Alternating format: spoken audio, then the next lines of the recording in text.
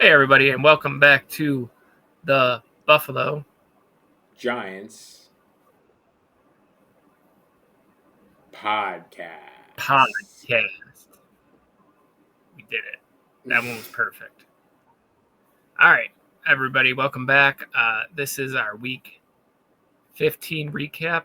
We did just put up a community note of why we didn't do a preview show. Fortunately, we got busy with life and trying to figure out the best way to bring you content and do everything the way we want it to be. So you guys have the best football product that you can get on the market. But we have, to make it up to you, we're doing an extra keep four, cut four this week. And then we have a new game that Brian will introduce. And then we will close the game segment with our continuing on with our beer prices and how many players are better. So you can introduce the other segment. Yeah, so I'm going to go ahead and introduce that other segment. It's going to be called Budget Players. What we're going to do is we're going to read off 5 different players, and we're going to assign $5, $4, $3, $2, and $1 to each of those players. We're going to do it as each one gets read off. We're not going to know the full list before we give it. Very similar to Keep 4, Cut 4 there, so looking forward to that. All right, well, are you ready for the first of 2 Keep 4, Cut 4s, Brian? I am ready. All right. Best segment in all of the lands. Your first player is going to be Jim Thorpe. Okay, Jim Thorpe, player probably best known for the injury that LT gave him with that broken leg, which, yikes. Sure. Good quarterback. I'm going to have to go ahead and cut, though. I agree. Your next player is Troy Aikman. Another good quarterback. Dallas Cowboys in the 90s, won a few Super Bowls, if I'm not mistaken. 3. Trace. Correct. With the big 3. Correct, and that was when Jerry Jones, sold his soul to win the Super Bowl that third time. Yeah, so, it's really difficult, James, because for me, Troy Aikman is he benefits from the parts, like you said, with the big 3 there. He obviously benefited from Emmitt Smith, and Michael Irvin. So I'm going to have to go ahead and keep based on just Super Bowls and playoff pedigree. Well, I mean, it's each their own. I guess I have an advantage because I know who's coming. The next one is Dan the Man Marino. Well, that's a definite keep. Yeah, we're talking about someone who led the only undefeated team in history. And no, I'm mistaken about that. No, Dan Marino's never won a Super Bowl. Oh, why am I thinking? I don't know who the quarterback. Why am I thinking that he's the one that they compare the perfect seasons to? No, I don't know. I don't even know who the quarterback for the Dolphins was, but Dan Marino was the quarterback in the late 80s through the 90s. Okay. Came in around the same time as Jim Kelly. All right. Well, okay. Well, then we'll put it this way. I went with playoff pedigree and Super Bowls with Troy Aikman. I'm going to use that as my basis for cutting Dan Marino. I mean, that's fair to a certain degree, but Dan Marino is probably the best quarterback to ever that has never won a Super Bowl. It may be up for debate now with these newer guys, but I mean, for a really, really long time, Dan Marino held every passing record till Brett Favre took him, and Peyton, then Tom. He can't help that those guys played a lot longer than him, but what he did for the time period in which he played is very amazing. I mean, unfortunately, the Dolphins just they have, like, in my opinion, they just had really bad management then. I mean, they still do, but it was worse then. Ross is a lot better than the previous people. But at the end of the day, like, yeah, I get where you're coming from, and I agree to a certain degree. But we will move on. That was a cut, correct, though? Correct. So 2 cuts, 1 keep. Moving on. Calvin Megatron Johnson. Oof, love this guy. One of my favorite players. It's such a shame because I just went with this whole playoff pedigree Super Bowls argument as to why I cut Dan Marino, and I'm probably gonna have to cut Galvin Johnson for the same reason. It's unfortunate, but it is what it is. Unfortunately. Okay. So you got 3 cuts, 1 keep. We're going to go with the next one is going to be Randy Moss. We're gonna go keep there. He probably one of the most iconic wide receivers to ever play the game. There's a common mantra, after him where if you catch a pass over someone, you got mossed. I'm gonna have to go with Randy Moss there. I believe he did win a Super Bowl in New England. If I'm not no, okay, all right. So then no Super Bowls on his ledger. 2 He did make appearances, one with New England, one with the with San Minnesota. Francisco 49ers. Oh, excuse me, with the 49ers. Okay. Okay, so I'm still going to have to go with him. He at least made Super Bowl appearances, unlike some of the other people that you've read off so far. Yeah, no, I mean, it's also Randy Moss. He's the second greatest wide receiver of all time. Yeah. In some people's minds, he's the best. I can't pick him over Jerry Rice, personally. It depends on what you're going on. If you're going on, like, talent, raw ability, physicality, there could be other players, but I agree with you. I think it's Jerry Rice 1, and I think Randy Moss is right there in the conversation for 2. All right. So next we're going to move on to Mike Ditka. Okay. This guy played before my time, so it's obviously difficult for me to be able to accurately grade him alongside some of these other guys. Jim Thorpe was on that list as well, but I at least knew who Jim Thorpe was and saw some of his highlights. Mike Ditka, not nearly as much. I want to say he was with the Chicago Bears. Is that correct? Wasn't he on the '80s defenses with the Chicago Bears? I mean, he was a tight end, but yeah. I'm really quickly just gonna look up Mike Ditka because I do not want to just absolutely embarrass myself here. All right, so he was a tight end with the Chicago Bears. All right, so I am roughly correct with what I was remembering. Okay. I assume he's a part of the '85 Bears. So he got inducted into the Hall of Fame in 1988. So we're talking about him playing. Maybe he was the coach. Probably much earlier. So he was the Saints head coach from 97 to 99, the Bears head coach from 82 to 92. So he was the coach of the '85 Bears. He was the number 1 draft pick in 1961. Probably the only time a tight end ever went 1. So again, it's really hard for me to grade someone like this. Yep. Now I will say I know that if he was on the Chicago Bears, let me just check the years that he was there because.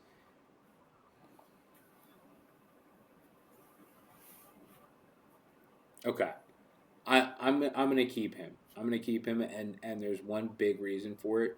He's got 3 Super Bowls, but not only does he have 3 Super Bowls, he has one of each different kind. He has one as a player, he has one as an assistant head coach, and he's got one as a head coach. So if you find all of those different ways to reach the pinnacle of the sport, I gotta give you your props, and you get caps. All right, so far you've kept Jim Thorpe, Randy Moss, and Mike Ditka. You've kept Troy Aikman. Troy Aikman, You Randy cut Moss, Jim Mike Thorpe. Ditka. Okay, so you cut Jim Thorpe. You've cut Dan Marino. You have cut Calvin Johnson. You have kept Troy Aikman, Randy Moss, and Mike Ditka. So you got one of each. The last one, or the second last one, is Terrell Owens. It's one of the players I hate most in all of NFL history. Really, 3 Super really, Bowl appearances. 3 Super Bowl appearances. Yes. Am I gonna put him anywhere near Randy Moss? No. Yeah, for me, this guy had more playoff success, but I don't know if he was better than Calvin Johnson. Honestly, he was a beast, but so was Calvin Johnson. Yeah, I'm gonna have to go cut just because I dislike him so much as a player. The disdain is real. Yes. All right. Your last player, this is the one I told you I have no idea who he is. John Mackley. I also don't know who that is. Let's take a look since I'm going to have to keep him. All right, John Mackley. This was this one, I'm just going to explain to them why you do that. This was a guest keep four, cut four. So we're going with John what Mackey? they said. So yeah, that's what I said. Sorry, I heard. I might have said Mackley. Yeah. Sorry, you're good. I might have said Mackley. I'm absolutely exhausted.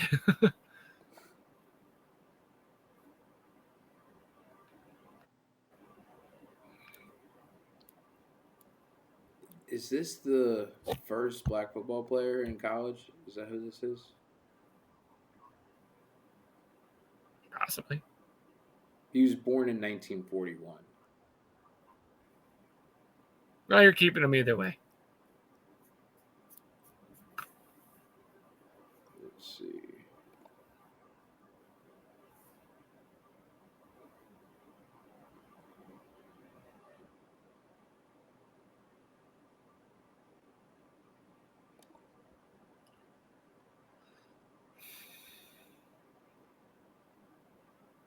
I feel like he is because he went to Syracuse, and I remember watching some movie about running back from Syracuse being like the first black player in D1 or something like that. Is he a Hall of Famer? He is a Super Bowl champion, an NFL champion in 1968, meaning it was before the merger. He is a 3-time first team All Pro, a 5-time Pro Bowler, a 60s All Decade team, a NFL 50th anniversary all time team, and an NFL 100th anniversary all time team. Wow. And we don't know who that is. That's pathetic. Yeah. Syracuse retired his number. Not bad for the first first African American college football player. Let's not go saying that quite yet because I'm not seeing anything backing that quite yet. Oh, I thought you said it.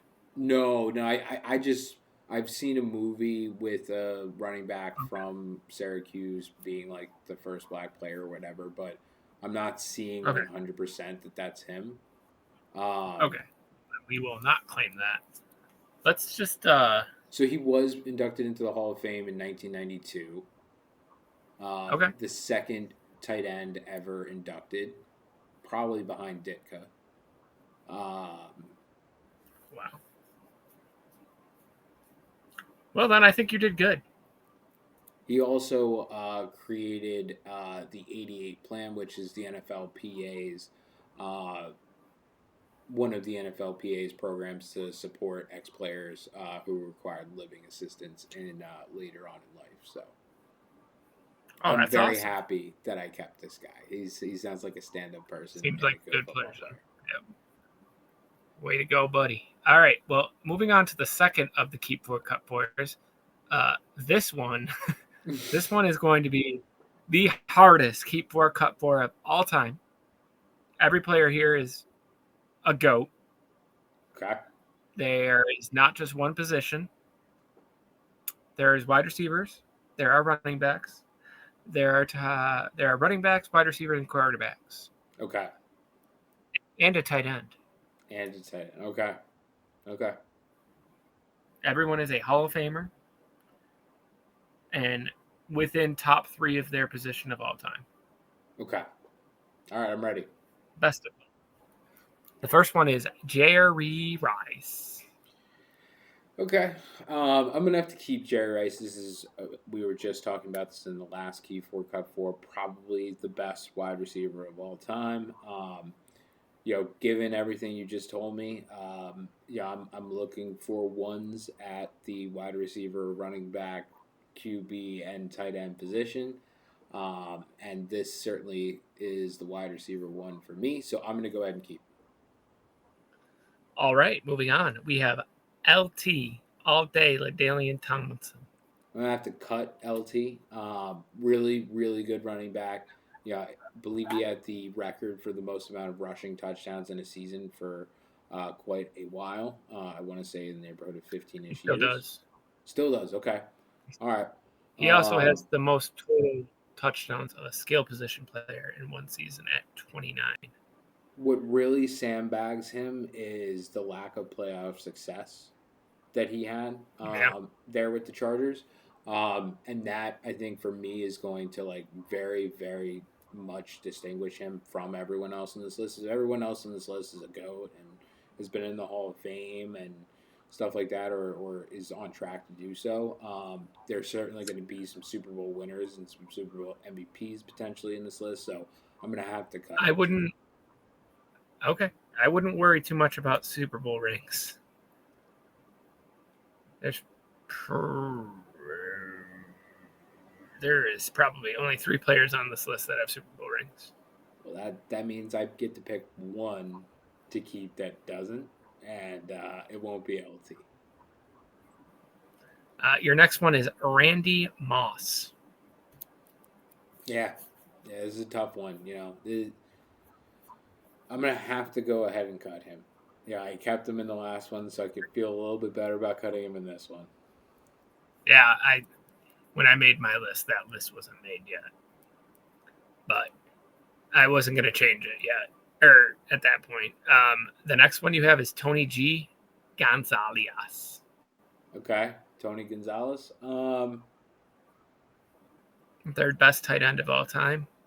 Yeah. I was thinking that you were gonna give me, a Gronk or someone like that. Who was Well, he's not in the Hall of Fame yet. Yeah, but he will be, and he's higher up on the list, I would say, than Tony Gonzalez as well, just from career production. I wanted it to have structural integrity. Oh, actually, you know what? I guess I could have because one of these guys isn't in the Hall of Fame yet. Actually, I don't think. I think they have one more year to wait. Okay. So I guess I could have used Gronk. That's on me. But I went Tony G.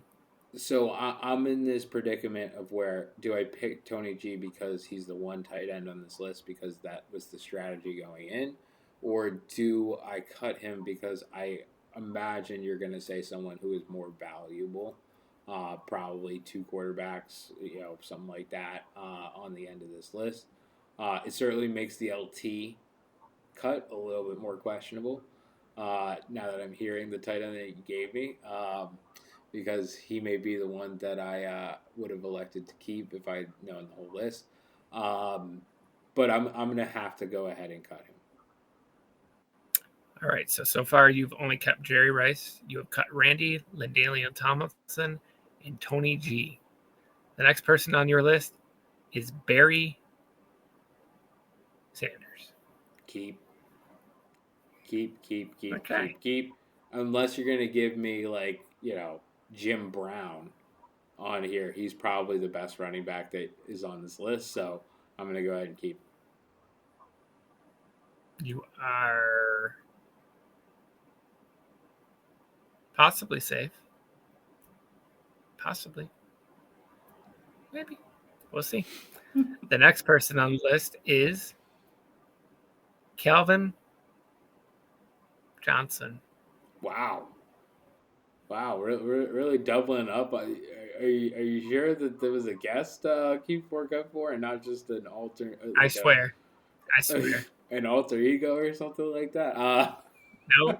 I mean, almost the same person. They could be related to me.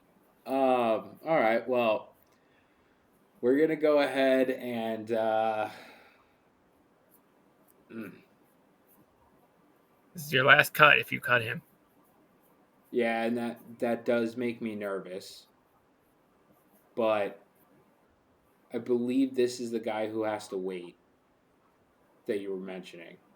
So that means that the other two guys after this are going to already be in the Hall of Fame. With that in Nope. mind, Calvin Johnson's in the Hall of Fame. oh, he's already in. Okay. He's been in Oh, the Hall of Fame for 3 years. He was he retired in first he ballot retired in then? 20. Yep. He Okay. retired in 2015. We're getting old, man. Yeah, all right. we are.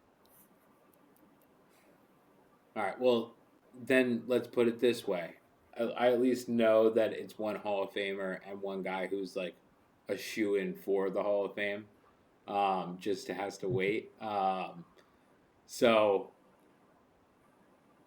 basically, I'm trying to choose: do I keep this wide receiver who is very very good, but is probably no better than fourth in most people's eyes? I'm gonna If go he ahead and played his cut him. whole career, if okay, you're cutting Calvin Johnson.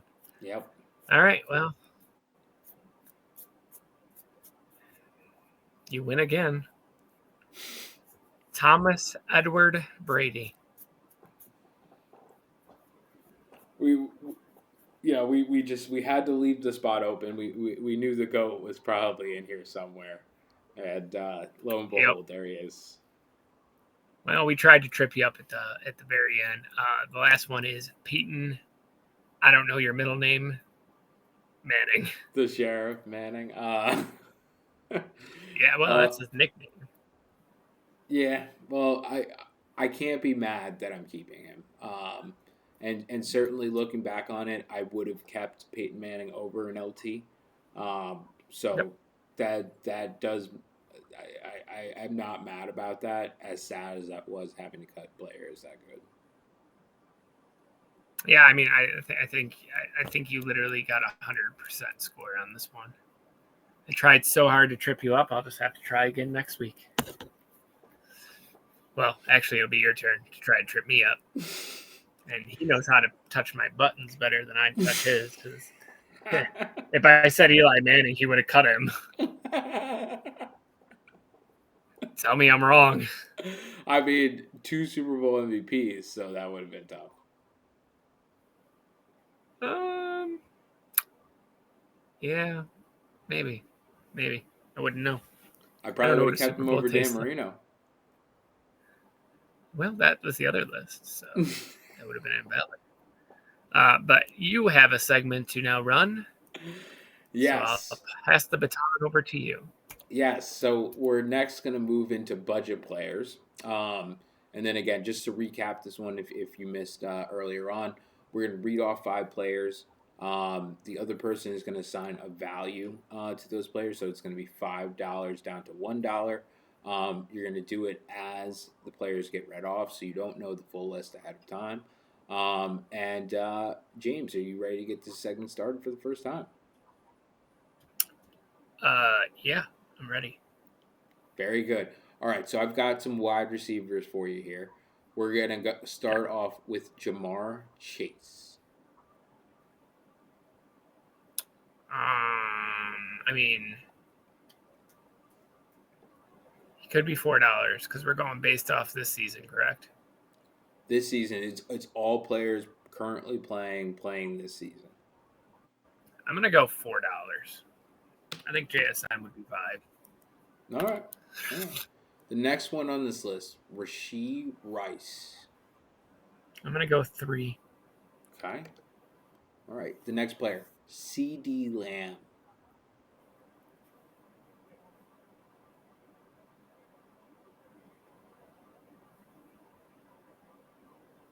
going to go 2.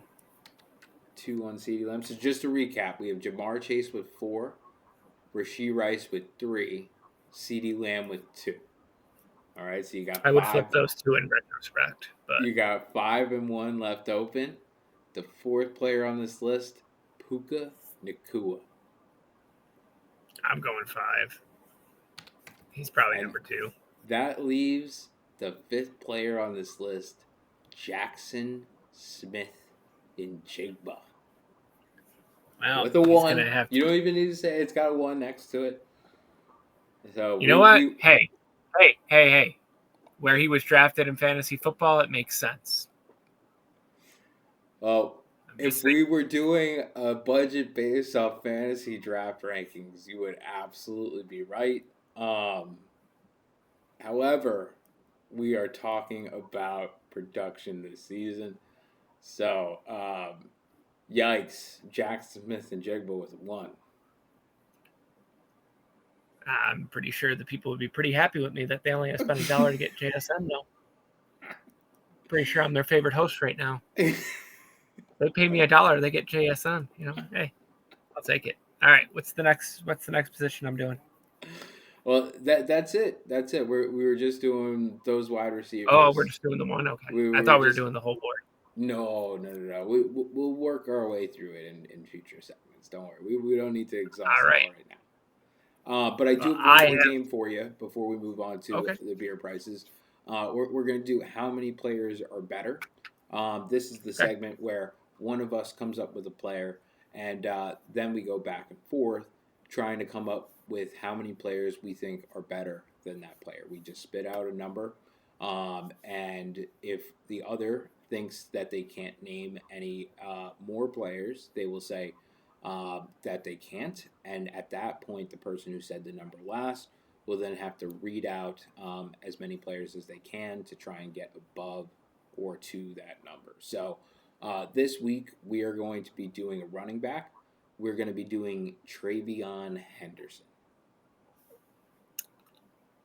I can name one player better than Travion Henderson. I can name 4 players better than Travion Henderson. I can name 5. I can name 7. I'm not going any higher.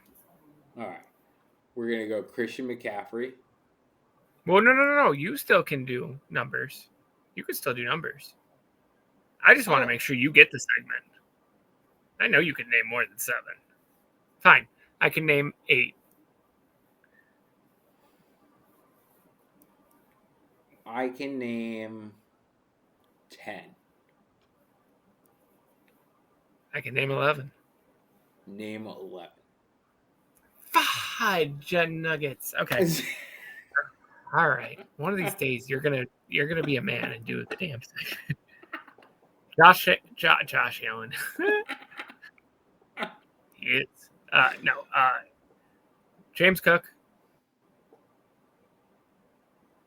Yes. Yes. Okay. 100%. Yes. Sorry, I can't keep going until you say yes. Okay. So James Cook. That was a given. Yeah. Hey, you never know. Derrick Henry, still playing better. All right. So you got Devon Achane. 100%. Not Breece Hall. Not Travion Henderson. He's playing as good as Travion Henderson. So we're going to move on to the north, the full north now. Chase Brown. What do you think? I'll give it to you if you want it. Yeah. It's like the same season. They both really came on strong in the second half. Chase Brown at least gets the benefit of the doubt because he's the bell cow, whereas Travion, they still give Stevenson some stuff, even though he explodes. Yeah, so we got 4. We got 4 then. Who else is in that division? I'm not going to give it to Quinshon Judkins. He's a touchdown machine, but he doesn't get yards. Then the other team in that division, I don't touch the other running backs. I'm going to say Trevor Etienne. Travis Etienne? Yeah. I said Trevor. Travis Etienne. There is a Trevor. His brother's name is Trevor. Yeah, he's on the Carolina Panthers as like their... Yep. fifth running back or something like that. Yeah. Yeah. He's having a good season, man. He's got over 1,000 yards already. He is. He is. I'll give that to you this season, but I think just that's bear fair. in mind, Travion Henderson right now one Oh yeah, touchdown away from next year you're not. setting the Next record year he's with going to be a first round 40 pick. plus yard touchdowns in his rookie season. So, Next year he'll be a first round pick for sure. Oh yeah, no doubt in my mind. Yeah, that's 5 by the way. okay. I'm going to go Jonathan Taylor for 6. Absolutely. Woody Marks, absolutely not. And then the last team in that division is Tennessee Titans, absolutely not. So we're going to go over to the AFC West. No Chiefs running back is better. No Chargers running back is better just because of injuries. Denver Broncos, I would have said J.K. Dobbins, but he got hurt. Ashton Genty's terrible. So the AFC West is done. And then I did the North, I did the East. Moving on to the NFC. We're going to go to the NFC East. I'm taking Javonte Williams for my 7th pick. Dude's been a beast. Ooh. 1,100 yards, 8 touchdowns. I guess I got to give that to you just because Henderson hasn't had the volume all year. Certainly And it's just based on the season. Certainly someone who I feel like if Travion has the same amount of opportunities as, well outperforms. Oh yeah. I I'll honestly think he'll be a top 5 running back next year. I'm going CMC for 9. I only have to do 10, correct? 11, right? Oh no, you said 10, right? No, I said 10. You said 11, right? Am I remembering that wrong? I think I said 9, and then you said 10. But I'll do 11. I don't care. Okay. I got this anyway. Okay. So that was the NFC East. I'm not going to say Saquon, even though he's been coming alive. His season's been kind of trash. Not Cam Scatterboo, not Tyrone Tracy, not Devin Singletary. And then the last team in that division is the Commanders. The Washington Potato Skins. Absolutely not. So we'll move over to the NFC West, which is Kyren Williams. I'll take Kyren Williams over him. He's been solid. That's 10. Who else is over there? Seattle? No. The Cardinals? Absolutely not. So we'll go over to the NFC North. South. We already said CMC. Or sorry, that was CMC. NFC South would be. You're not taking anyone from the NFC South. You want to be going to the NFC North. Josh Jacobs. Who else is over there? Josh Jacobs. DeAndre Swift. That was the 2 that I was thinking of. I'm taking number 11 is Josh Jacobs. He's got over 1,000 yards and 10 touchdowns. I think you could even say DeAndre Swift. Absolutely not. Based on his production this year has been. Yeah, I know his production's good, but he's not good. He's a touchdown merchant and an offensive line. This year he's been quite surprisingly good for them. So I much prefer Kyle Badungai. You and me both. That is my favorite pickup that I've ever had off the waiver wire in my entire life. I have him in 114 leagues out of 153. Yes, he is my guy. I can claim him. Very good. The rest are pretty much chops, and after he was discovered in the new leagues that we created, and or dynasties that I already had before. Yeah, well, that's gonna do it. Well done, James, on getting all those players. But that's gonna do it for our "How Many Players Are Better" segment. Hey, welcome back, everybody. We're gonna jump into the review now. First game on the ticker was the Atlanta Falcons versus the Tampa Bay Buccaneers. This was a fun game. I enjoyed watching it. The only part I didn't enjoy watching was Kyle Pitts cook my best fantasy team to death. But hey, shout out to Kirk Cousins, man. He can't beat many teams, but he definitely loves playing these Tampa Bay Buccaneers, man. He's got 1,373 yards against this team in 3 appearances as a member of the Buccaneers, or as the Falcons. He went off for 3 touchdowns, only got sacked once. Bijan Robinson, he carried the ball 19 times for 93 yards and a touchdown. Tyler Algier only went for 2 for 14, didn't steal his thunder this week. Now on to the co-MVP, Kyle Pitts. He had 3 touchdowns, 11 receptions, 166 yards, over 40 fantasy points, the highest scoring tight end on the entire season by a country mile. Good for him. He got himself a big payday coming for whatever team he goes to. Don't call me crazy, but I think he's going to be a Chief if the Falcons weren't to re-sign him. And then your MVP of this game, just based on the volume with all the receptions and the yards, I'm giving it to Bijan Robinson, 8 for 82, 10 yards a pop, 21-yard long. David Stills, the backup tight end, even went 6 for 78. Pretty good for a guy that you probably didn't start. And then Darnell Mooney continues to be a charity case, 3 for 35. Defensively, D. Alford, he had an interception. We had 2 sacks from James Pierce Jr. I believe that's one of the 2 rookies over there. Correct. So he's continuing to have a phenomenal season. Brandon Dorless, he had a sack, and then a half a sack for Divine Diablo. So overall, Baker Mayfield under duress. The Atlanta Falcons, man, they came back down 14 points going into the fourth quarter. Kirk Cousins just put the team on his back with Kyle Pitts and Bijan, and they said, we are done with this losing streak. Got themselves back up to pick 5 and help the Rams get a worse draft pick. But yeah, I mean, for a team that's been dead in the water for 6 weeks straight, I'm very proud of their performance. Very concerned for the Buccaneers.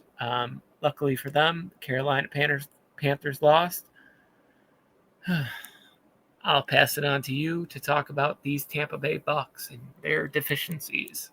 Yeah, so Tampa Bay Bucks, man. It's a good thing for them. This game happened on Thursday. It's a good thing for them that Sunday the Panthers lost to the Saints in New Orleans. This division still would have been in their grasp if they win those 2 matchups with the Panthers. But my gosh, are they backing themselves into a corner with the way that they've been losing some of these easier games after a stretch of some harder games that they lost towards the middle of the season. As you said, the Tampa Bay Buccaneers came to the fourth quarter with the lead.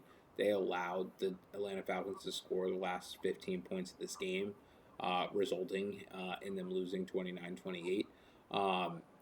Simply in the fourth quarter, they just didn't do what they needed to do in order to win this game, whether that's running the ball, whether that's passing to get critical first downs. They just did not do that in the first quarter. It very much looks like Baker Mayfield is trying to play through some sort of AC joint sprain that was reported that he had a couple of weeks ago. He didn't miss any game time for it, and it certainly looks like he's been hampered as a result because we've seen him look like Superman at times over the last couple of years, and he's looking far from that at the moment. Want to start off with the defense because the defense did do some contributions here. Antoine Winfield, 13 total tackles from him. Kind of a magnificent game from him. Christian Izien, forced fumble. Levante David, forced fumble. Jacob Parrish recovered one of those forced fumbles. You also had Hassan Reddick forcing a fumble as well, in addition to getting a sack. So this defense did everything that they really could, aside from getting any picks. To try and keep this close and for the Bucks to win the game. But ultimately, they just weren't able to get it done. You had Rashad White only getting one carry this week in comparison to some of the other weeks where he was remaining in the fold a little bit. Sean Tucker was more of a goal line back in this one, 4 carries for 7 yards and a touchdown. I believe all of those coming from inside of the red zone. Um, Baker Mayfield finishing 19 of 34, 277, 2 touchdowns, 1 interception, took 5 sacks, a 90 quarterback rating. Probably the only thing that I could say that's truly good about his performance, besides the fact that they kind of fell flat in the fourth quarter there, is that Mike Evans returned to the lineup this week along with Jalen McMillan. Both of them caught a number of passes. Jalen McMillan 2 catches for 38 yards, but the big one being Mike Evans leading the team with 6 catches for 132 yards.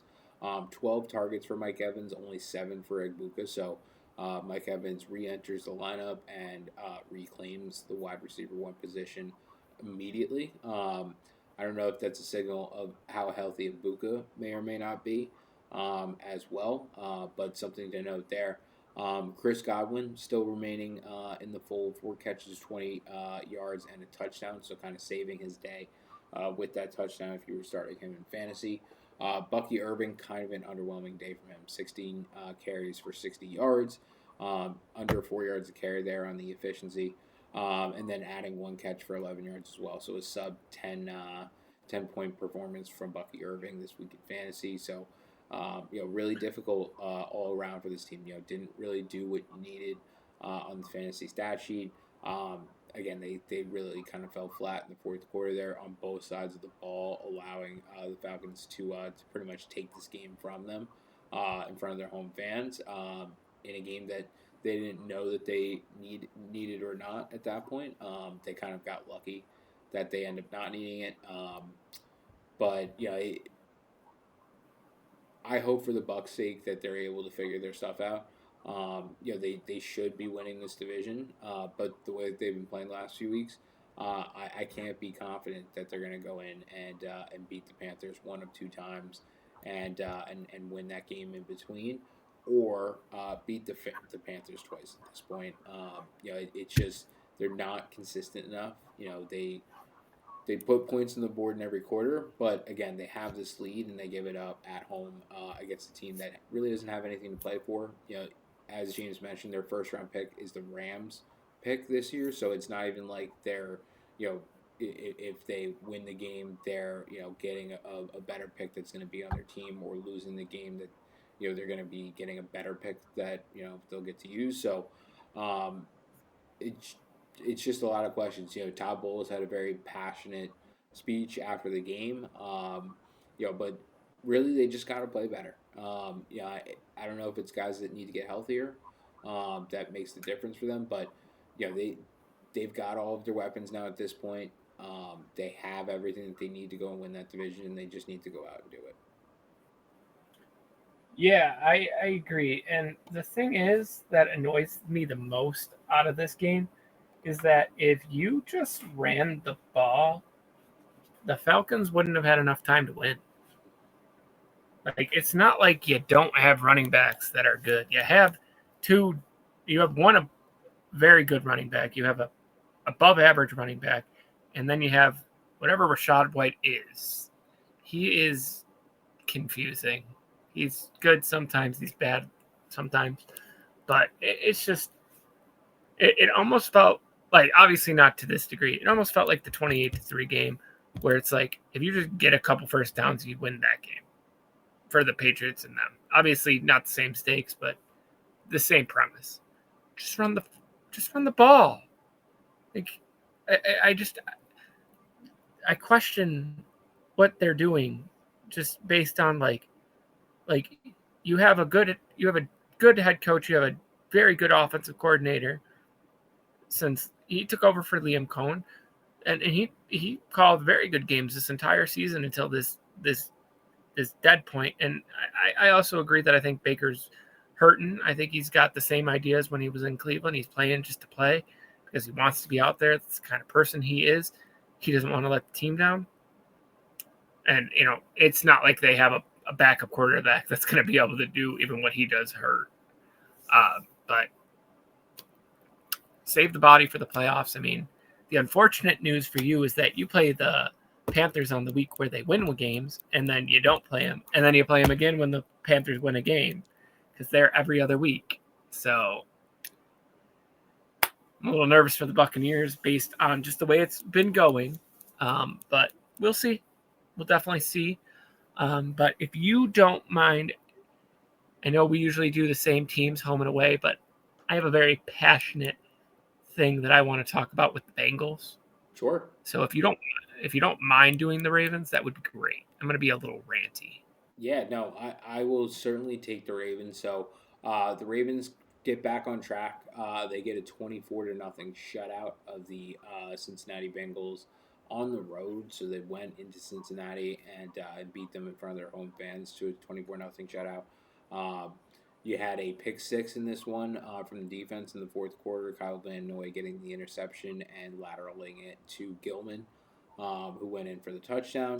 You had a Tyler Loop field goal added on to that in the third, and then in the second quarter, you had two Lamar Jackson passing touchdowns, one to Ali and the second to Flowers, both over 20 yards. So uh, chunk plays there. Lamar Jackson didn't really wasn't really asked to do much in this one. 8 of 12 passing, 150 yards, two touchdowns, one interception, took four sacks. Still finished though with a 114.6 quarterback rating. Derrick Henry, 11 carries, 100 yards, very very efficient. Obviously, 9.1 per carry. Keaton Mitchell, 8 carries, 66 yards. So also very good efficiency from the back of running back there.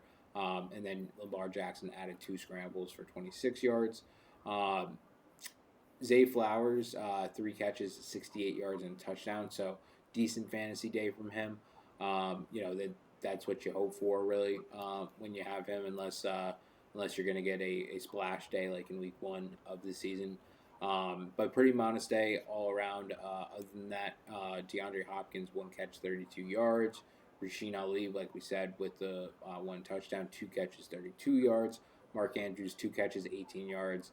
Keaton Mitchell 1 target, no catches, no yards. Um, you know, Isaiah Likely not even targeted in this one. Same goes for Charlie Kolar, who they were using earlier in the season.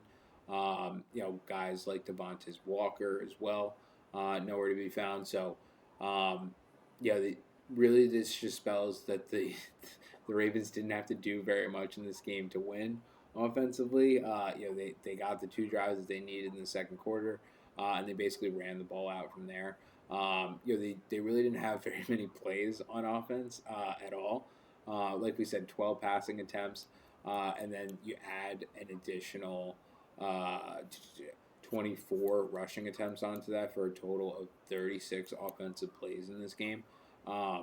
That's not very much at all, but when you're that efficient with the possessions that you have, it doesn't really matter, especially when you can play the level of defense that they played to back that up.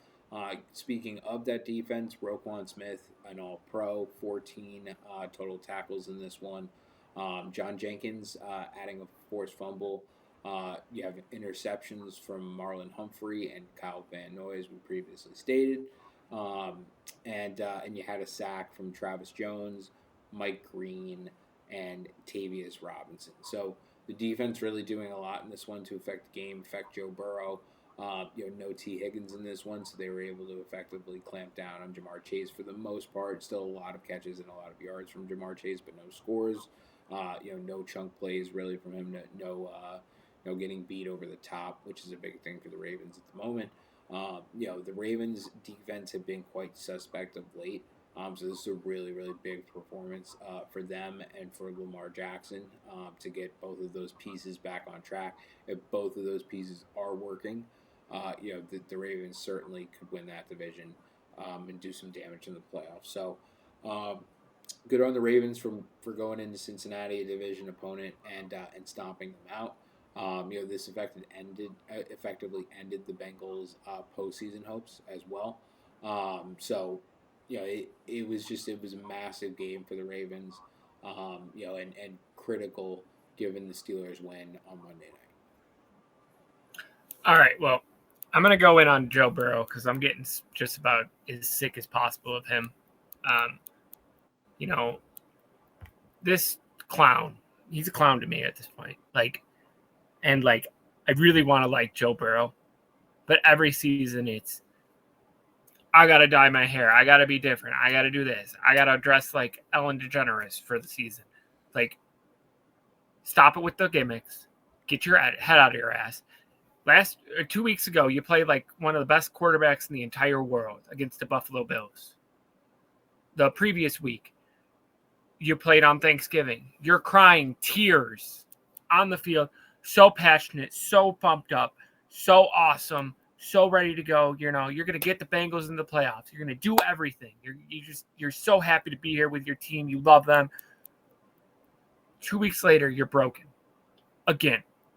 Not hurt, but the press conference he gives after playing the Bills, he sounds like a whiny baby, bitchy boy, right? So we get to this game. You hold the ball for 40 minutes in this game. You get into the red zone 3 times. You walk away with 0 points. You throw 2 interceptions. Neither of those interceptions happened in the red zone, Brian. Neither. This guy is so infuriating. All I hear about how he is the best quarterback in the league, or he's the second best quarterback to Mahomes. He's not. He's not good. The team is not good. This team is a joke. Like, they don't do anything. This is the 4th season in a row they're not going to make the playoffs since they went to the Super Bowl. Like, it is literally the most infuriating thing I have ever heard. You know how I feel about Lamar Jackson and the Ravens, but at least that team continues to fight every week. They do everything in their power to get there.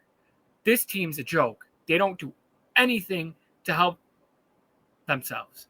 Jamar Chase smitting on a player, getting suspended. Oh, they would have probably beaten the Patriots if they didn't have him suspended. That game was what?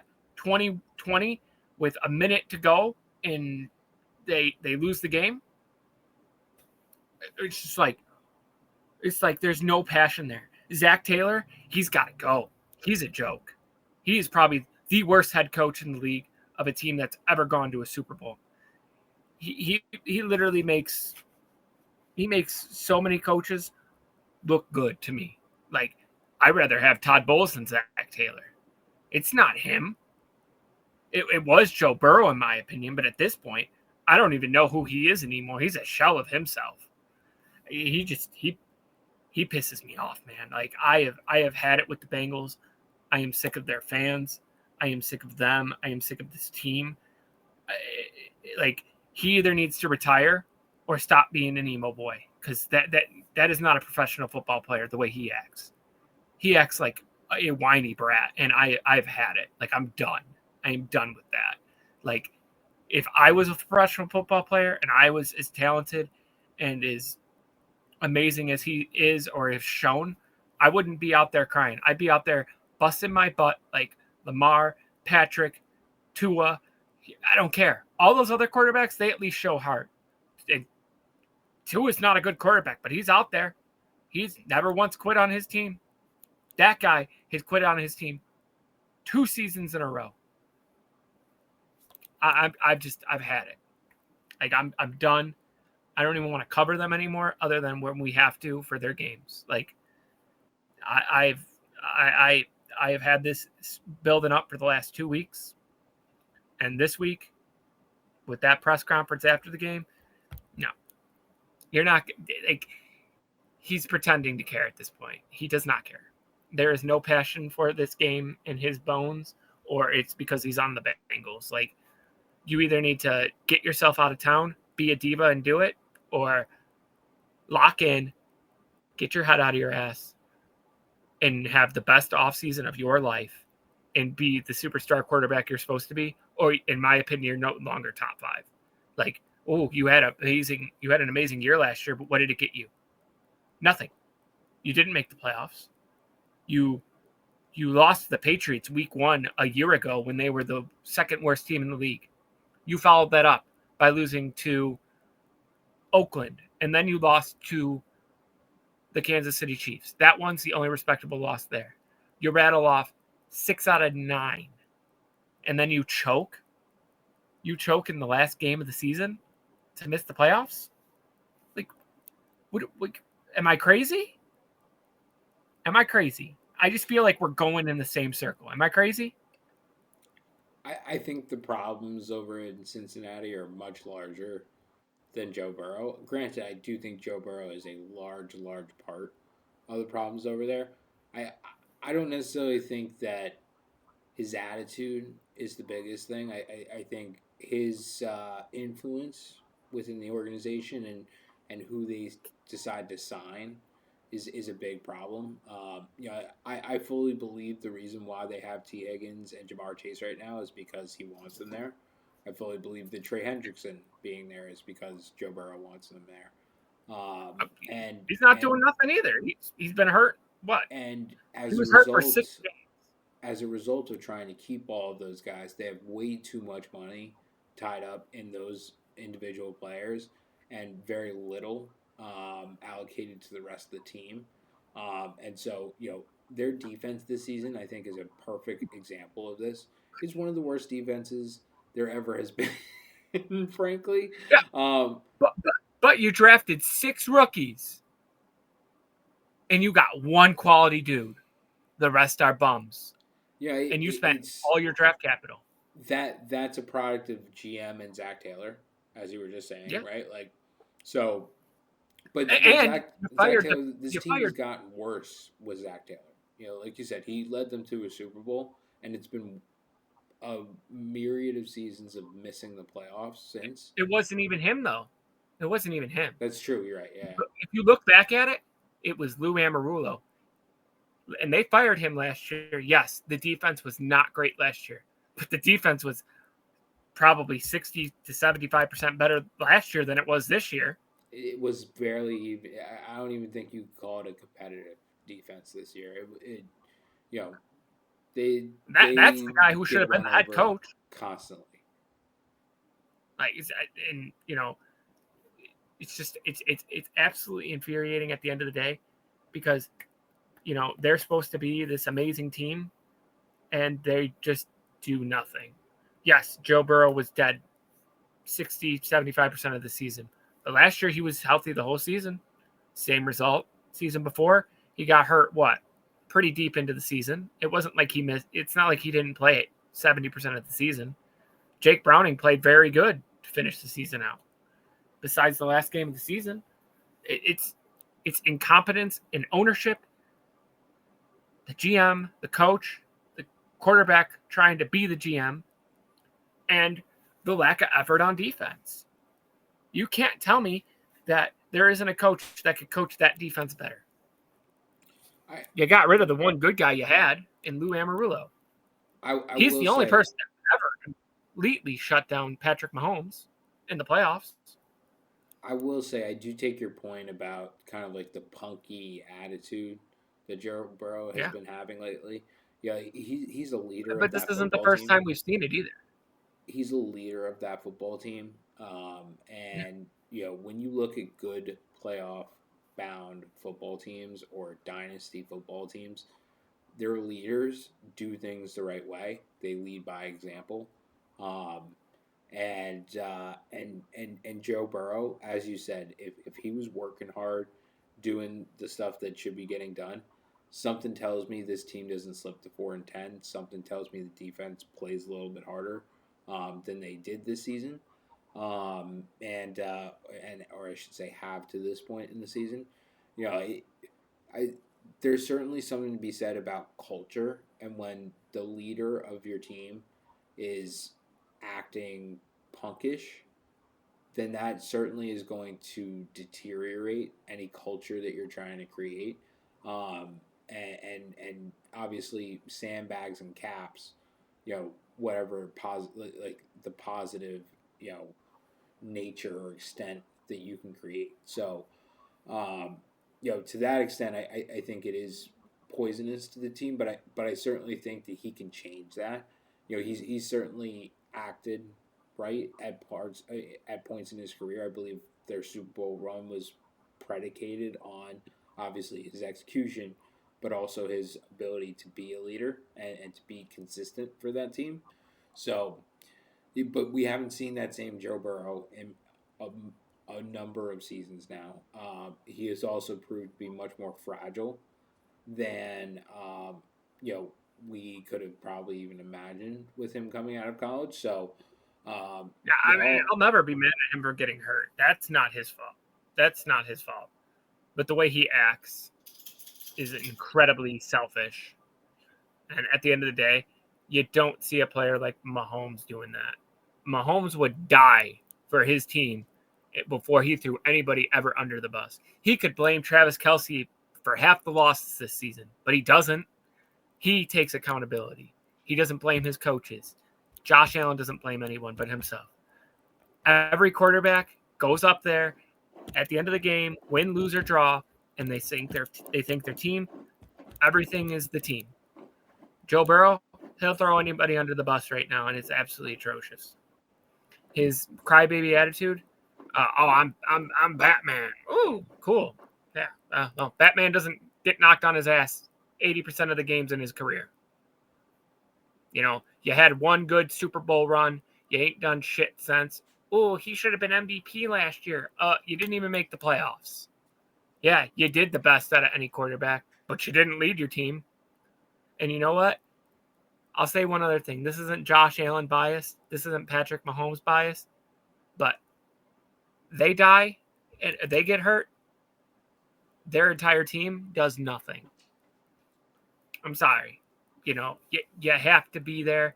You know what? I'll give Joe, the other Joe Flacco, that dude played his absolute ass off. And he kept them in every single game. They didn't get blown out once when he was their quarterback. You're not playing a very good Ravens team. They've been crap all year. This is the first game they've looked dominant in since they played the Bears. And they did that without Lamar. That team hasn't quit. That team quits. I don't get it. If Zach Taylor isn't fired this year, that's an absolute joke. And I know that their owner's cheap and they only get rid of coaches when their contracts run out. Well, you're going to waste this supposed generational quarterback. I don't see it anymore. I don't see the fire in his eyes anymore. The dude got broken in Buffalo. Like, I'm not even doing that because I'm a Bills fan. Like, he got broken. I don't know why. I mean, you played great. You made a mistake. It's not like you were really gonna make the playoffs. But you could at least say, hey, we're gonna do everything in our power still. You know, the AFC North was right there still. You just went out and you got a chance. All you need is for the Ravens to lose a game and the Steelers to lose a game at that point in time if they won this game. Doesn't matter now. They're 100% done. It was still right there. To get that negative that fast is extremely concerning. Well, I think you're also making a good point there in that I think Joe Burrow is trying to do too much. That's what's leading to things like his injuries, like um, the lack of interest or disassociation seemingly from the sport that he seems to be exhibiting in this latest press conference and stuff like that. So um, there's certainly something to be said about that. Um, it remains to be seen whether or not the Bengals will figure it out. Like you said, they could very well. It's not just a generational quarterback that they have there. They also have two of the best wide receivers in the game at Yeah. the moment. And they did hit on Chase Brown as well. So Yeah. it's not like they don't have pieces. It's just that they can't get the pieces to play well at the right time consistently.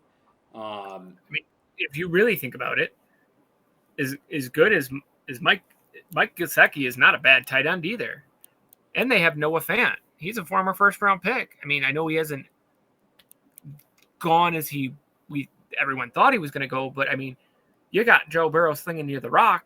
When he's slinging him the rock, he plays pretty good. I mean, the offensive line is extremely much better than last year. He's not nearly getting hit as much as he was the previous year.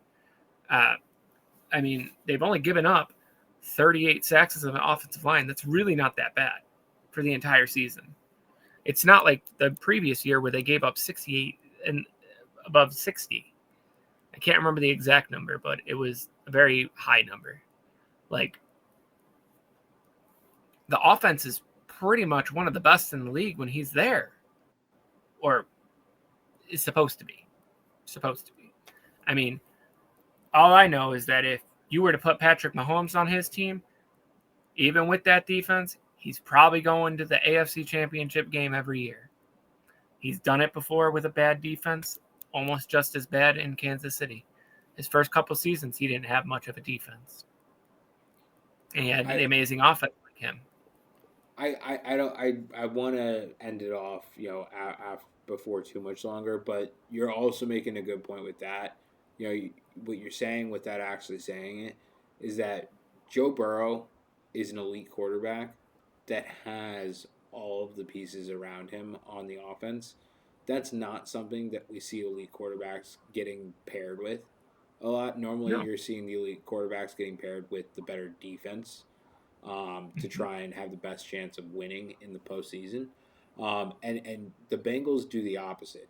They provide Joe Burrow with two of the best wide receivers. They hit on a very good running back. He's not the best running back in the league, but he's above average. He's top 15.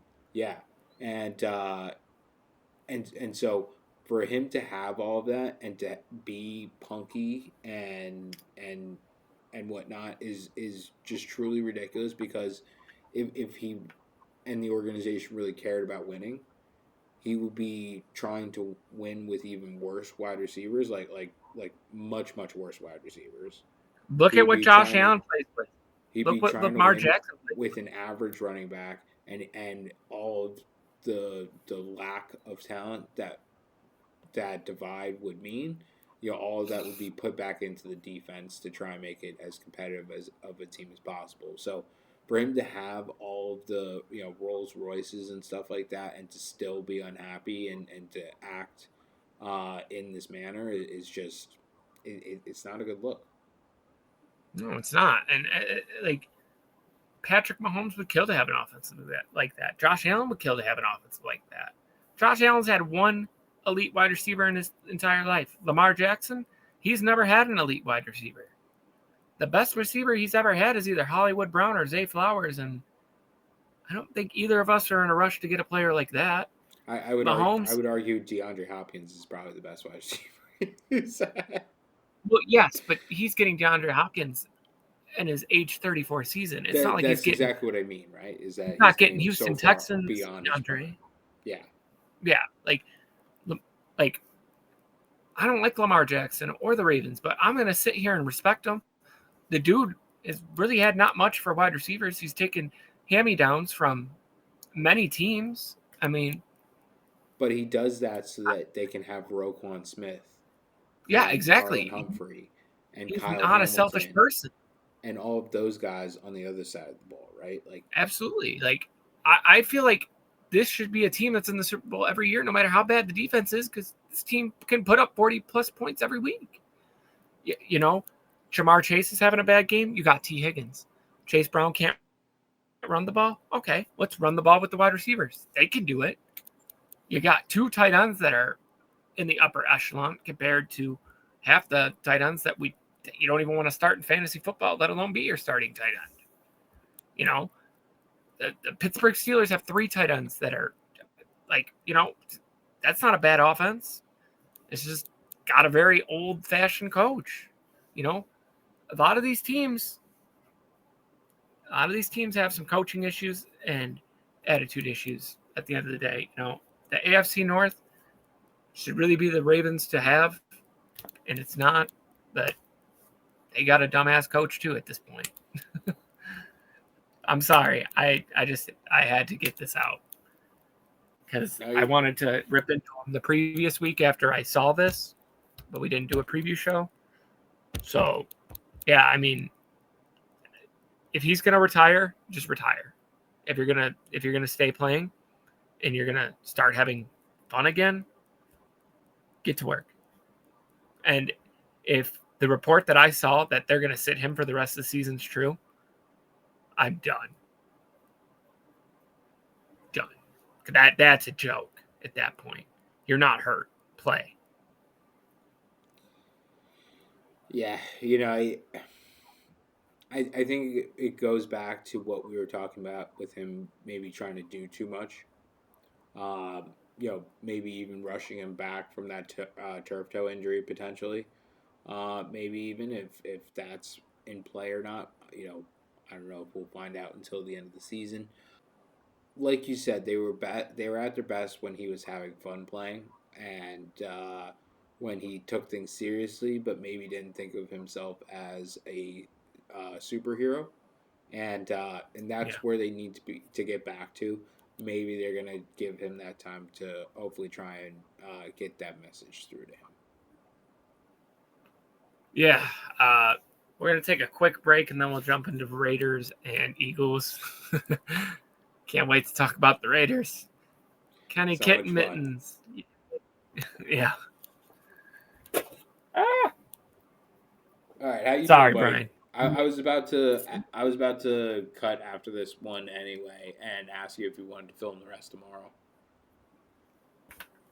I mean, I didn't piss you off, did I?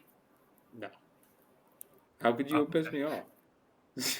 I don't know because I spent 25 minutes talking about the Bengals.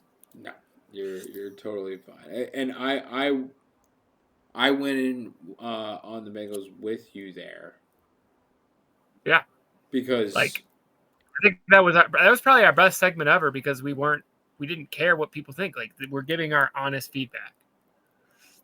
but not only that, we covered like some actual real topics in there, like Joe Yeah, Burrow trying to do too much, the punky attitude, the dysfunction throughout the organization, right? Like coaching. for sure. So Do you yeah, want to go till 1:30 and nail some of these easy ones out? Because I mean, the Eagles one should only take about 3-4 minutes. The Vegas, I'm just gonna say, Kenny Pickett played bad. Ashton Genty played bad. Ooh, look at Brock Bowers. He's so good. He wasn't even good. He had 6 for 28. yeah. He So you scored want to 0 get points, through? Brian. Do you want to get through the Chargers Chiefs, and then we'll break there? Yeah, let's talk about Mahomes' injury.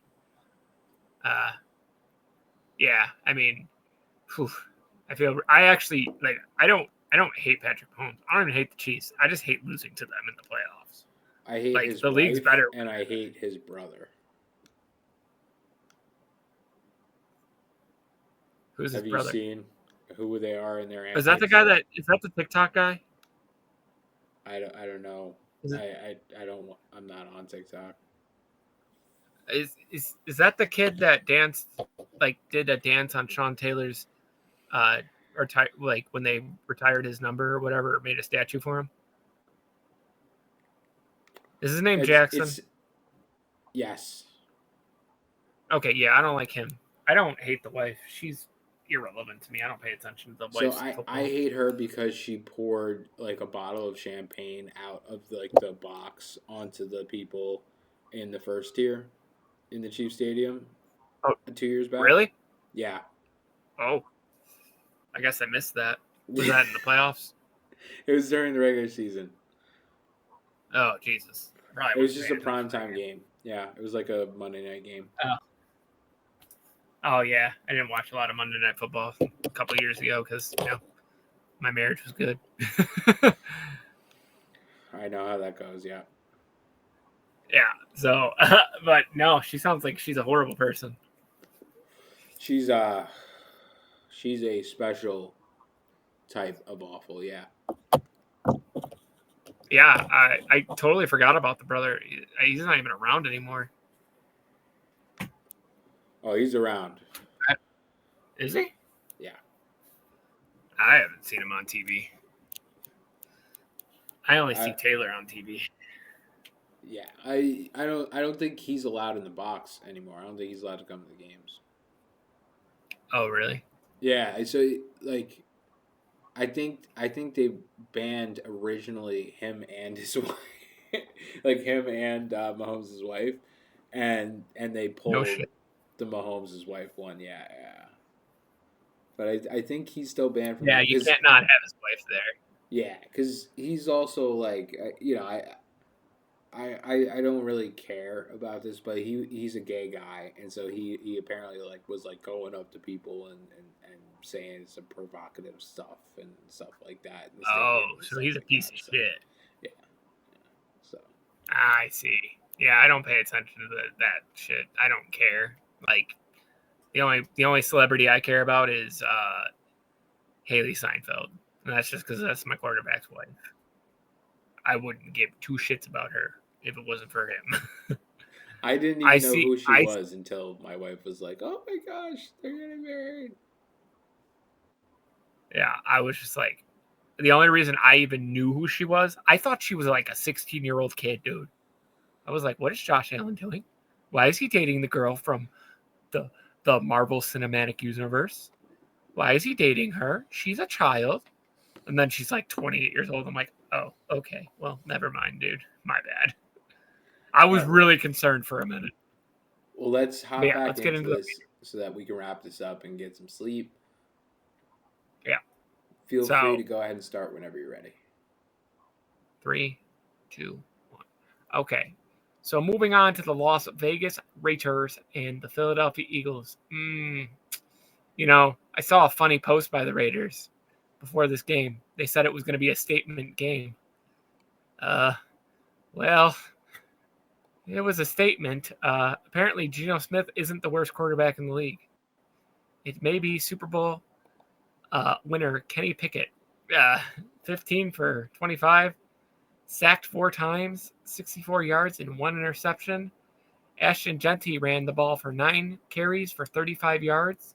Hey, he broke 2 point yard. He broke 2 point yards a carry though. He got 3.9 this week. Uh, Brock Bowers, a measly 6 for 28. Not very good for the first round of the fantasy playoffs and/or second round if you started in week 15.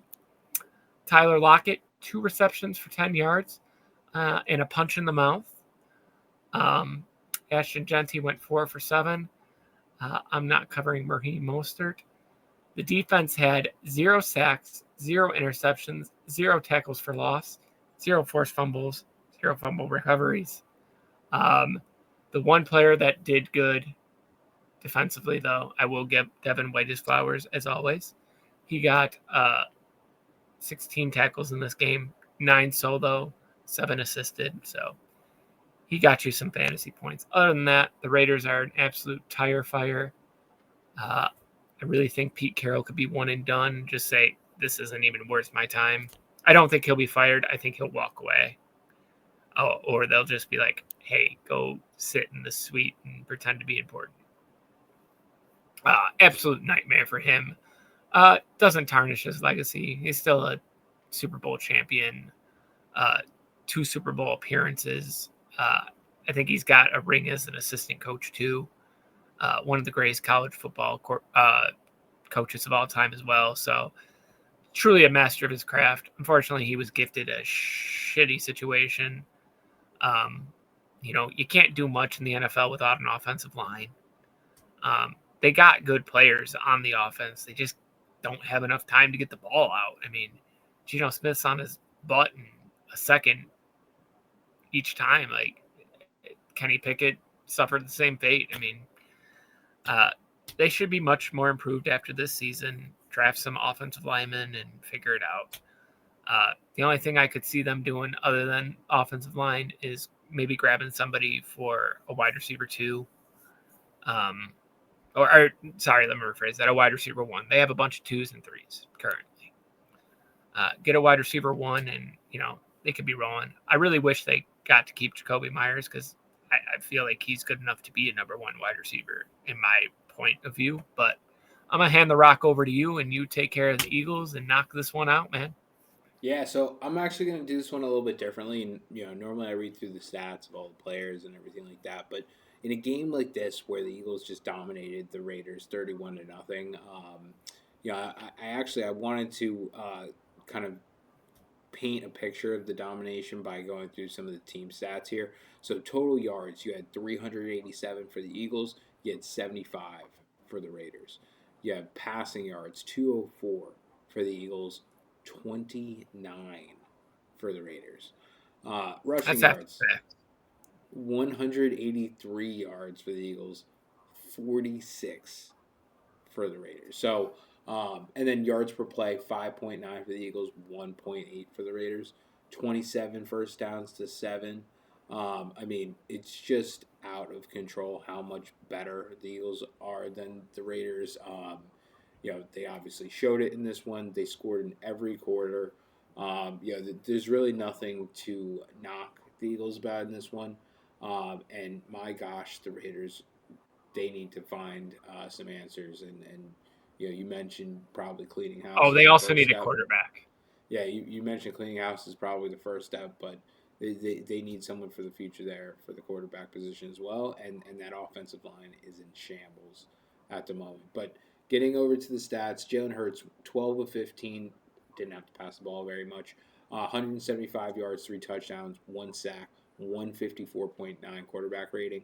Saquon Barkley, 22 carries, 78 yards, and a touchdown. That's Only other perfect, right? real offensive contributors that I want to mention here are Dallas Goedert, 6 catches, 70 yards, 2 touchdowns. I had cooled off lately, so look for him.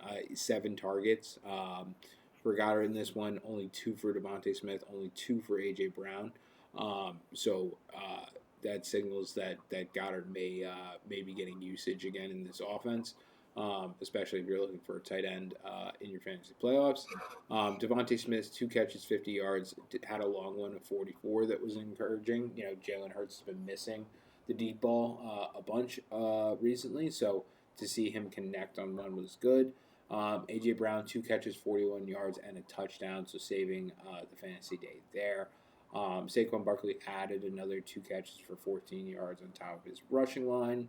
But still didn't get to 100 all-purpose yards on the day. The defense didn't have to do too much in this one. No one over 10 tackles. You did have 2 sacks for Brandon Graham, 1 for Moro Ajomo, 1 for Nolan Smith Jr., and then you also had an interception for Zach Bond as well. So, really all sides of the ball working very well.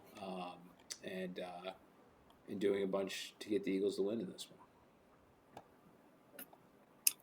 Well, I think we'll move on to one of the spicier games in the Los Angeles Chargers and Kansas City Chiefs.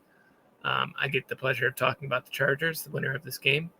But first, I want to say on behalf of the podcast, heal up, Patrick, and hopefully you're ready for the beginning of season next year. If not, hopefully October by the latest. But we wish you we wish you a speedy recovery. I almost said happy recovery. He'll come back better than ever. Maybe be a little bit slower, but he's still going to be dominant. Still going to be one of the best in the world, if not the best. But yeah, I just wanted to throw that out there on behalf of us.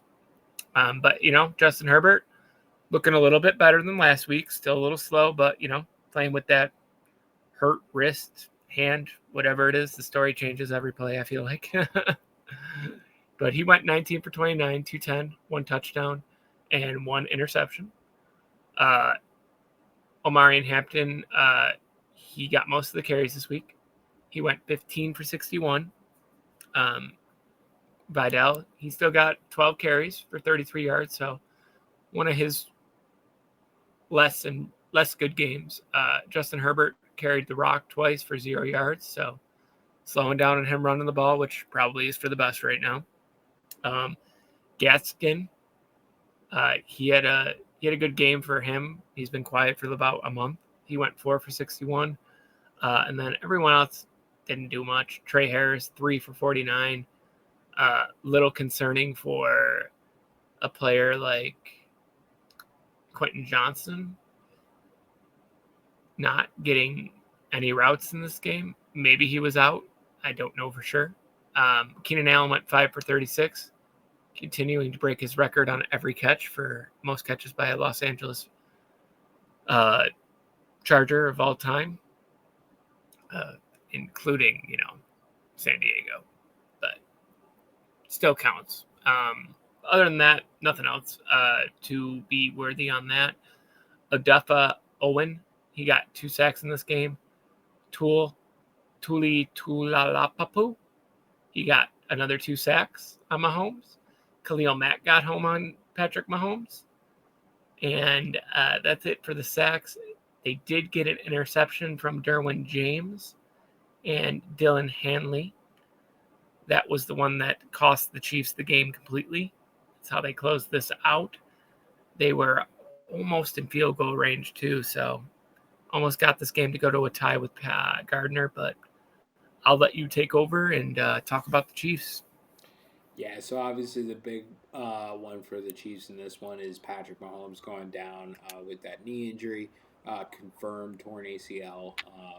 So we hope that he recovers as quickly as possible. If there's any chance that he's healthy for the start of next season, that he's able to start. But mostly that he gets healthy and that he's ready to go. Whenever that is.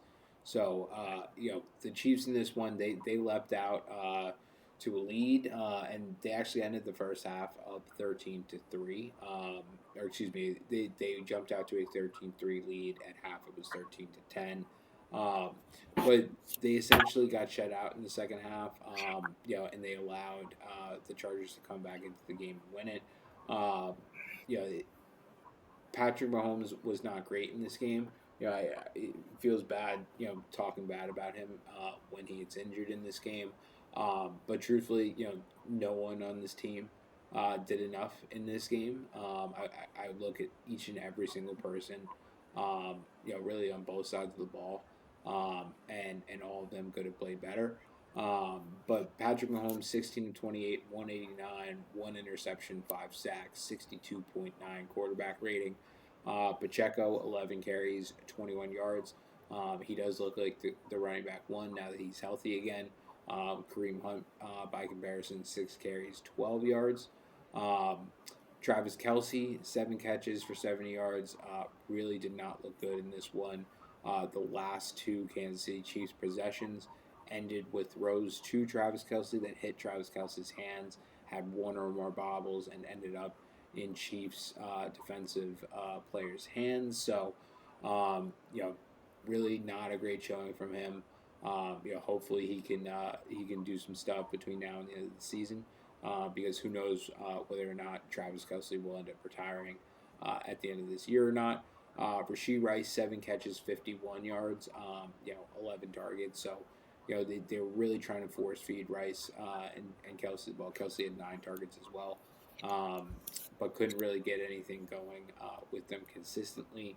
You did have Tyquan Thornton adding 2 catches for 47 yards, and Xavier Worthy adding 2 catches for 35 yards. Very modest day from Worthy, very modest season from Worthy, given the expectations for him. Getting to the defensive side, you did have Drew Tranquil with 14 total tackles, Nick Bolton with 11 total tackles. Probably just an indication of how much the Chiefs or the Chargers were running the ball, given both those gentlemen are linebackers.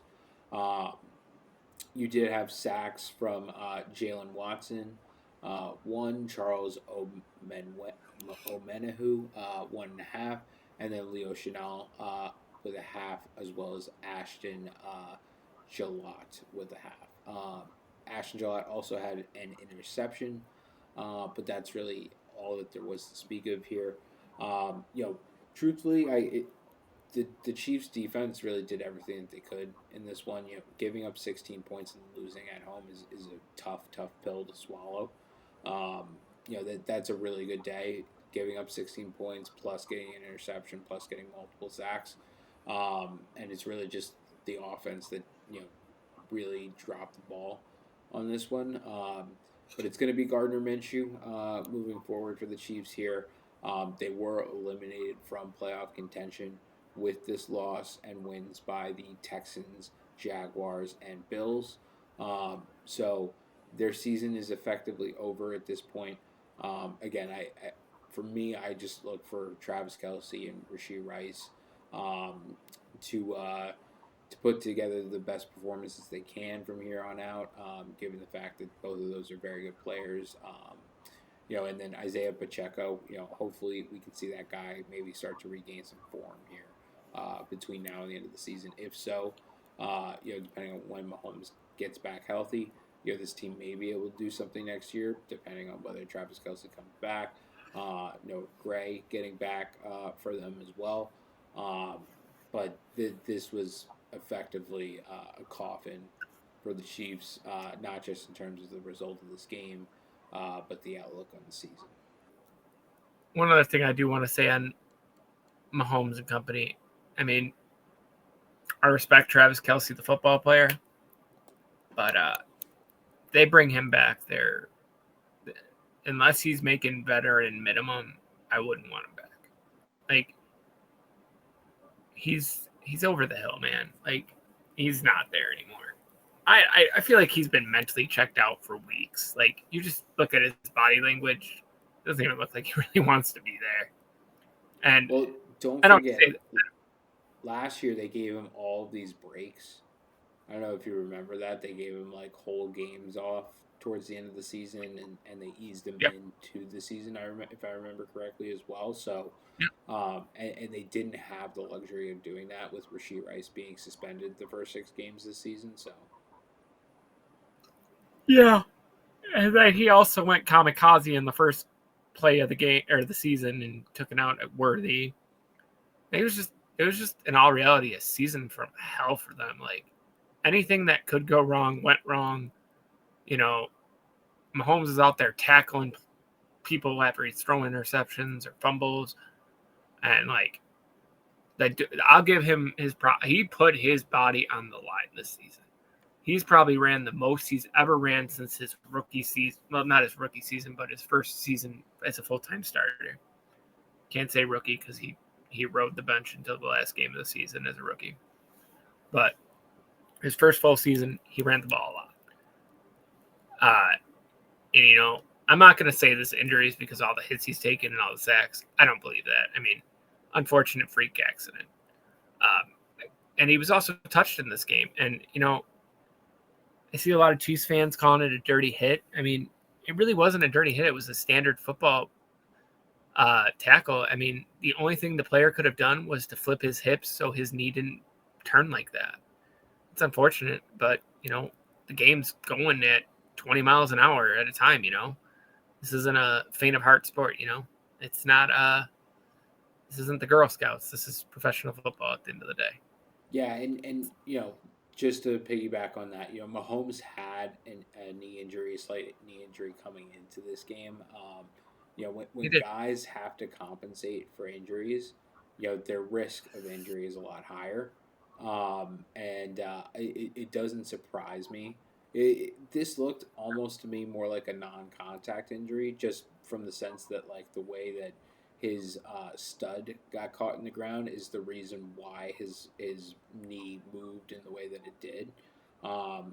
He obviously got fallen on at the same time, Right. but if the stud doesn't catch in the ground, his leg just absorbs that contact and he absorbs the momentum and moves further, right? Like it's not a matter of like serious injury. So, just a freak incident.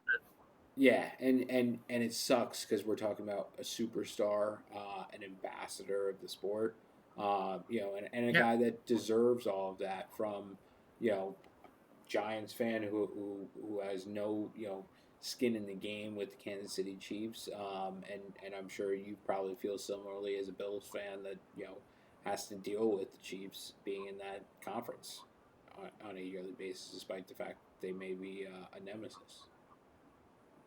I mean, I respect Chiefs fans. I have a lot of friends that are Chiefs fans. I mean, they are probably the most humble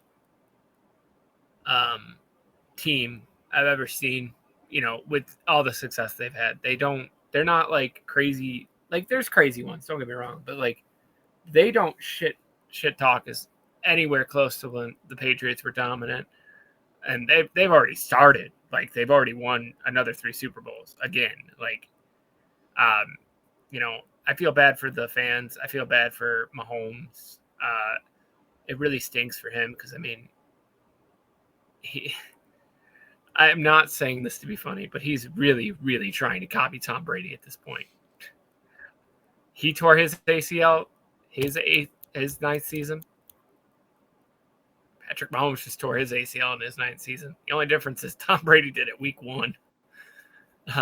Patrick Mahomes did it, week 15. Uh, it's like looking in a mirror. Like, I've already watched this story before. I guess Mahomes really does have to go another 8 years without winning another Super Bowl in between now. I don't think he'll be able to do what Tom did, just only because Tom didn't get hit. Tom didn't run the ball. Tom didn't nearly get sacked as much as Mahomes has already been sacked in his career, but it's almost storybook. It's a shitty thing that happened, and like I said, the football is better when the Chiefs are good. I'm not gonna lie. Like I said, I want the best product that we can watch. It may make my team's life harder, but at the same time, when you stop a team like that, it feels amazing. I'm the reason. Well, we're the reason they didn't go undefeated last year. Not the Broncos. Like, the Broncos beat them, but we stopped them. They would have played their start. Huh? Feels good, right? What was that? It was good. If we didn't beat them in week 13, 14 last year, they would have played their starters against the Broncos last year in week 18. They wanted it. I mean, they're just a very competitive team. They're a lot of fun. It's going to suck to see Kelsey go. I mean, at the same time, his production, everything, he's slowed down a lot. I mean, he's 36 years old, roughly? Yeah, right around there, yeah. I don't think he could do a whole another season. His body's already breaking down, and, it's okay. He did the job, man. He did everything he could for them. He gave everything to them, just like Patrick's gonna do. I also think, as bad as this is for the Chiefs, maybe this will help them fix some of the deficiencies they've had the last couple of years. I mean, last year they got really lucky in a lot of one-score games. This year they didn't. That's really the biggest difference. I mean, they can't run the ball. Patrick Mahomes is their leading rusher on the season still. Even if Pacheco didn't get hurt, I don't think it would be much different. The guy couldn't run the ball until this game. Kareem Hunt's been great, but he's a 1-yard ball carrier. He's the goal line guy. He had his first 100-yard game in over 3 seasons this year. I mean, they need a running back. They need a left tackle. Even the guy that they had before he got hurt, he wasn't very good. He's the most penalized tackle in the league. They've been running with that for 3 seasons now? And when you finish that high every year, it's hard to replace, especially when you're right up against the cap every year too with your money. So this honestly could be a good thing for them in the long run. As bad as it is now, you might look back and be like, hey, that helped us get XYZ player that helped the team get back to the Super Bowl or the playoffs. I don't think they could do it in one off season. I still think next year is going to be touch and go, just based on how late he got hurt. Depending on how good he looks coming back, he might not be there right away. I mean, if you remember, when Tom Brady came back in the 2009 season, that was his worst season statistically of his entire career. He didn't get back into form until that 2010 season when he was MVP.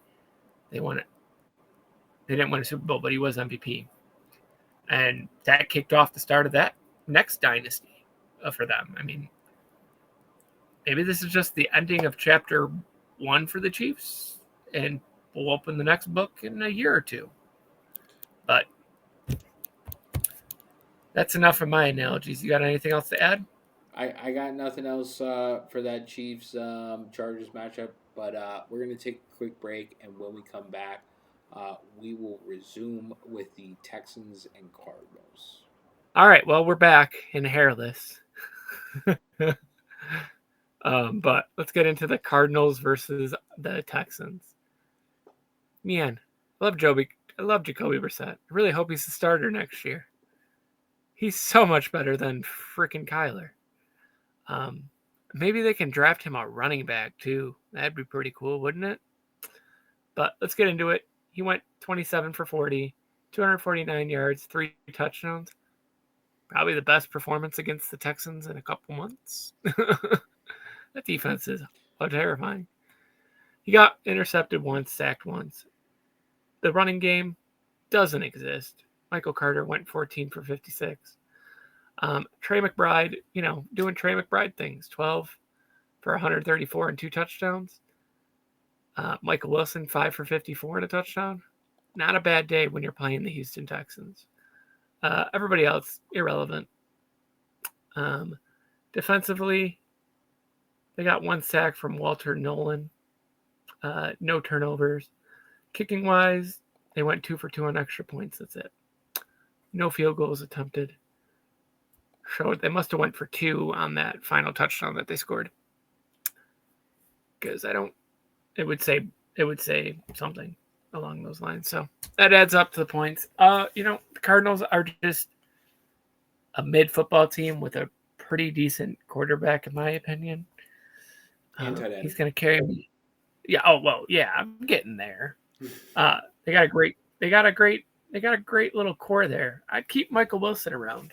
I don't know what his contract looks like personally because I never really thought about Michael Wilson until this year. But if he's a pending free agent, you should probably keep him. Because he's doing that as a true number one, pretty much. Marvin Harrison is like a ghost. So I would honestly look for them to keep him. If not, hey, come to Buffalo. We love wide receivers that aren't true number ones. Probably would be a good number one, though, in all seriousness. But yeah, I mean, they did really good for playing the best defense in all of football. 20 points, nothing to sneeze at. And the last thing I expected was the Houston offense to explode for 40 points, in my opinion. They did that without any defensive touchdowns either. That's pretty wild. Yeah. Well, they may have done that without any defensive touchdowns, but they did get an interception from Kamari Lassiter. You did also have Alshire adding in 12 total tackles. Really they jumped all over the Cardinals to start. It was 17-0 by the end of the first quarter. One of those touchdowns being a fumble recovery of Woody Marks on a CJ Stroud fumble. CJ Stroud had a great day, 22 of 29, 260, 3 touchdowns. Did get sacked once, but a 137.1 quarterback rating. Probably the biggest surprise is Jawar Jordan. You had Woody Marks getting hurt in this one. You had Nick Chubb unavailable. And so you had Jawar Jordan step up. He had 15 carries for 101 yards in this one. Extremely efficient, obviously. Much of that coming on a 50-yard run. So about half of his yards coming on one play. So you take that out, and it's probably a much more suspect kind of a performance. But in addition to that, the passing game was going. You had Nico Collins, 3 catches on 4 targets for 85 yards and 2 touchdowns. You had Dalton Schultz, 8 catches on 9 targets for 76 yards and a touchdown. And then a number of contributors as well, all under 40 yards and 4 catches.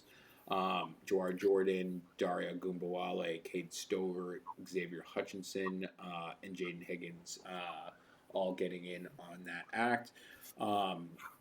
So again, really just the Texans jumping out all over the Cardinals in this one. Really from that point forward, they continued to win the game. It still was 23-20 Texans after that first quarter, despite the fact that they built that 17-0 lead. So, respectable effort from the Cardinals, especially their offense. You got to give them some kudos, but the defense really nowhere to be found. Not too much of a surprise. Arizona's not necessarily playing for all that much at this point in the season. They're in one of the toughest divisions of football, have one of the worst records in the game at the moment. They're only a couple of losses ahead of my Giants and the Raiders. And then even teams like the Texans or the Titans right there, one win behind them. So um, or excuse me, they're 3-11, so they have the same record as the Titans. So it's a tough season for the Cardinals. I would say the best part is that they've kind of uncovered this gem in Jacoby Brissett. Hopefully, they can turn the page on Kyler Murray, start fresh with Jacoby.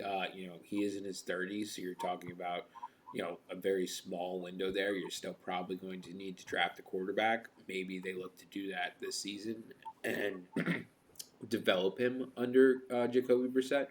That might be a sneaky thing to try and do, especially this year with really only Mendoza being in the draft. They could certainly be sneaky and try and go for that.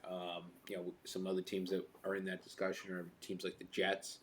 I've even heard the Rams in some conspiracy theory type arguments where they might try and trade that pick that they got from the Falcons up and try and shake Mendoza to put behind Stafford potentially next season. So I think those are put to bed with that latest Falcons win. They're going to be in the tens. yeah, No one's going to want to drop. getting to that, the Falcons do play the Cardinals this upcoming week. So That's true. it's very, very possible that Atlanta wins that game as well and takes themselves further out of the top few picks. So, or at least that Rams pick out of the top few picks. You might as well win when you're not playing for nothing. That's Let exactly Kirk get right. some more good. Let Kirk get some more good film out there and trade him in the offseason. That's right. I mean, or even or he might even have to play at the beginning of the season with their quarterback and his injuries. That's what I was gonna say. Is that I don't know if it's an absolute certainty that Penix will be back by week 1, and if he's not there, who would be leading the team if Kirk Cousins is not, right? So, Right. Yeah, I think that that's an iffier situation. They would probably need to bring in someone like a Kyler or something like that. So, Yeah, that would be interesting, but we'll see what happens. It's a long off season. I'm not even entirely sure what's going. Like if Penix has even gotten surgery yet. Yeah, but let's move on to the Jets Jaguars. Well, I really thought Aaron Glenn was going to be able to keep his job. Now I'm looking at it like, man, I wouldn't want you as my coach right now. You're starting this Brady Cook guy. I would put Justin Fields back in. He's already confirmed that Brady Cook's going to play again next week. Yikes. That's just putting. I mean, maybe they're just doing it because they don't want to win at this point, but 22 of 33, 176 yards, 1 touchdown, and 3 interceptions. He had 2/3 of a Peterman game, dude. I don't know what happened to Breece Hall. Apparently he just sucks. He went 12 for 23. His backup had 9 carries for 58 yards and a touchdown. That's Isaiah Davis. Adonia Mitchell, he had 6 for 58 and a touchdown. Other than that, there's nothing even remotely important to talk about with this game besides Brandon Stevens getting a forced fumble, and they didn't even recover the fumble. Oh, yeah, they did. Malachi Moore covered it. Kicking-wise, they went 2 for 2 with Nick Folk. He's continuing to have an excellent season. He's only missed 1 kick on the season, and he got announcer jinxed with it, so go figure. Other than that, like I said, I like Aaron Glenn, but Aaron Glenn's looking pretty foolish right now. I don't think I would retain his services. I would look to move on and try to find someone else. I mean, I like the culture he was bringing in, but at the same time, you're literally just throwing this Bradley Cook kid under the bus. Like, he's just getting wrecked out there. Justin Fields could at least, be a little bit more competent, I would think. I know he's had some rough games this season, but, he's got to be able to do more than that. Especially, Jacksonville's really good apparently now, so we'll see. Trevor Lawrence legacy game. Enjoy talking about it. Yeah, so just want to give my 2 cents on the Jets there really quick. Aaron Glenn, I think he's mostly just had a tough hand. Um, you know, I personally Yeah. didn't expect the Jets to win 3 games this year, based on that roster. I expected Justin Fields to crash and burn, pretty much in the way that it's happened, given his track record everywhere else that he's been. So yeah, and to top that off, you're trading away your best defensive players in Sauce Gardner and Quentin Williams. And there's not a lot of chance to be winning games like this against the Jaguars. Um, you know, I, I think that those trades at the trade deadline, they signal that this team is going to start fresh and they're going to keep Aaron Glenn in that process. I think that if they were going to part ways with Aaron Glenn, they would have done so probably before the trade deadline when they let those players go, indicating that the GM is safe, but the coach is not. I think that they're going to roll with that team at least for next year.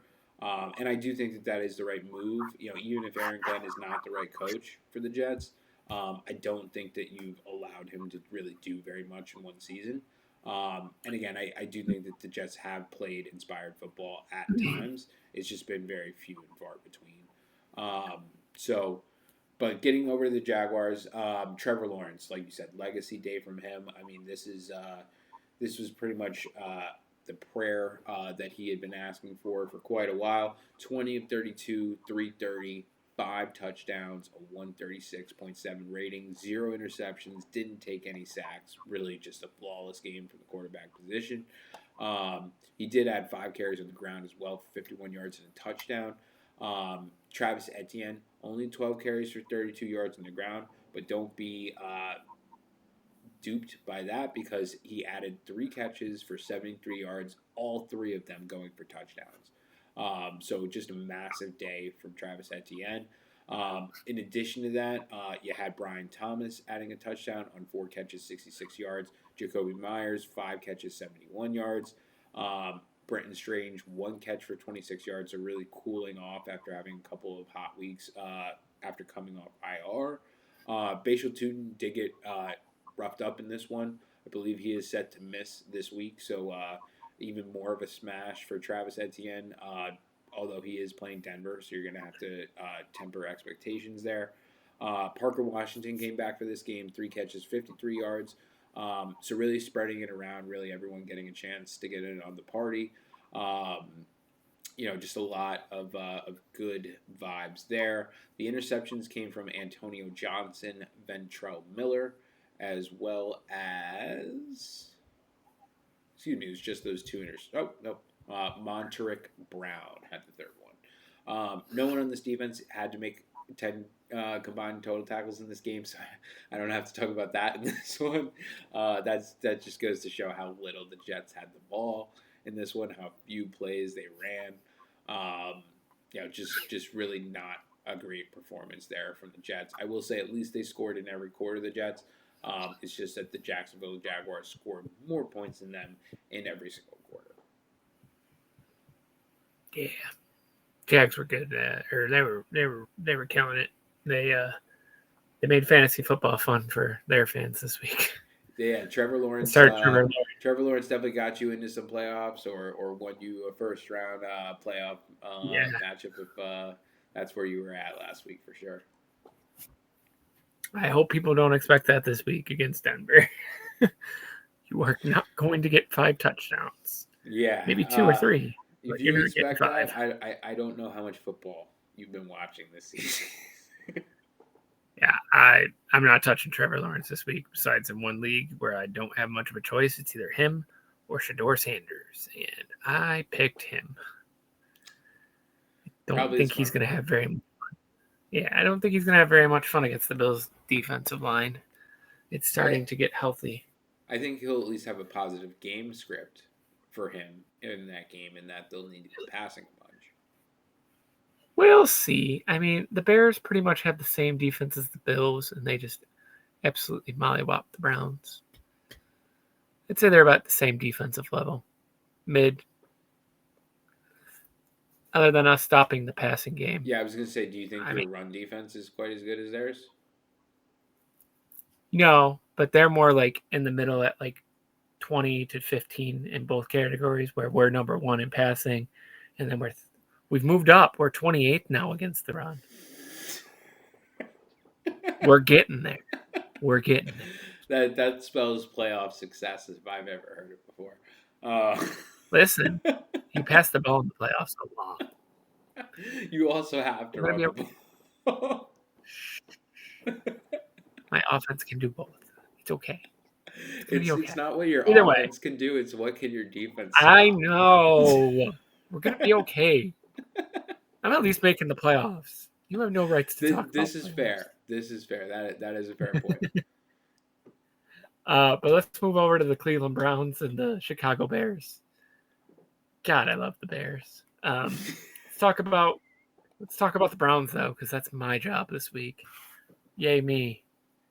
Um, Shador Sanders went 18 for 35, 177 yards, 0 touchdowns, 3 interceptions, 5 sacks for a rating of 30.3. Now, I don't know if you saw the drama coming out of this game in the post game, but apparently Shador had the wrong wristband for the first quarter. No joke. So Oh my gosh, nothing I was did making not sense. see that. That's insane, obviously. Yeah. So, those people that say that Kevin's trying to sabotage the guy, I guess you get one of your little stories right there. I mean, I'm sure it was an honest mistake, but at the same time, how are you not talking to your quarterback before the damn game? But as far as everything went, the leading rusher in this game was Shador Sanders, 2 for 24. Um, then Quinshon Junkins at 12 for 21, 1.8 yards a carry. He slowed down a bunch. And then receiving wise, the rookie Isaiah Bond, he went 2 for 89, and Harold went 7 for 49, and the rest are not even worth talking about. They are literally less than 10 yards. So disgusting. The kick returning game did nothing of note. And then kicking, they went 1 for 1 on a field goal. And then that's it because they had no touchdowns. Corey Cortez was the MVP of the game. He had 7 punts for 339 yards, one inside the 20, one touchback, and a 61-yard long. You don't forget about the hold on the one field goal. Yeah. He's the MVP of the game for them. The Browns. They played pretty good last week, even though they lost to the Titans. They came to Chicago and they got absolutely destroyed by a playoff team playing playoff caliber football. I love to see it just because I like the Bears. I'm sorry for my Lake Erie brothers, though. Yeah, They so bad. rough for the Browns. Really good for the Bears. I feel like the Bears didn't even have to really get out of second gear in this one. They put up No. 14 points in the first quarter. Kind of came out hot and really just coasted from there. They did add another 14 in the third, so coming out of the halftime, making some adjustments and things like that. But they only gave up that one field goal in the third quarter. That's the only points they gave up all game. So really, really good defense being played in this one, especially because Shador Sanders has been putting up quite respectable yardage and points the last couple of weeks coming into this matchup. So really, really good for the Bears defense there. Really, really important for them, especially coming off that loss to the Packers. To get right here, and that's certainly what they did. Caleb Williams, 17 of 28, 242, 2 touchdowns. Did take 3 sacks, 112.5 quarterback rating. DeAndre Swift, 18 carries, 98 yards, 2 touchdowns. Kava Munungai adding another 11 for 33. Caleb with 3 scrambles for 13 yards. Luther Burden was the leading receiver in this one for the Bears. 6 catches, 84 yards. Again, no Rome Odunze in this one. He was a late scratch, a couple of minutes before the game.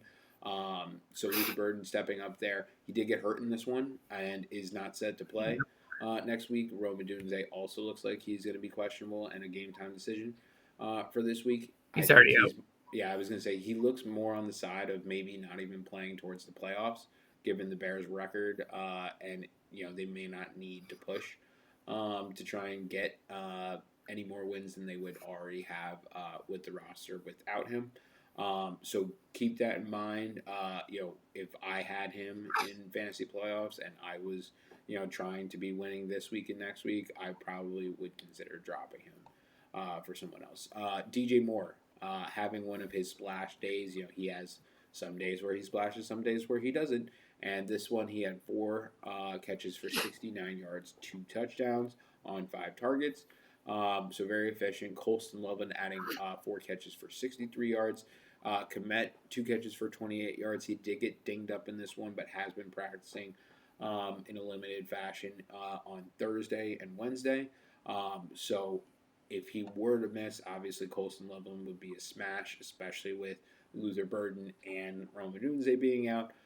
May still be useful given the lack of wide receiver personnel.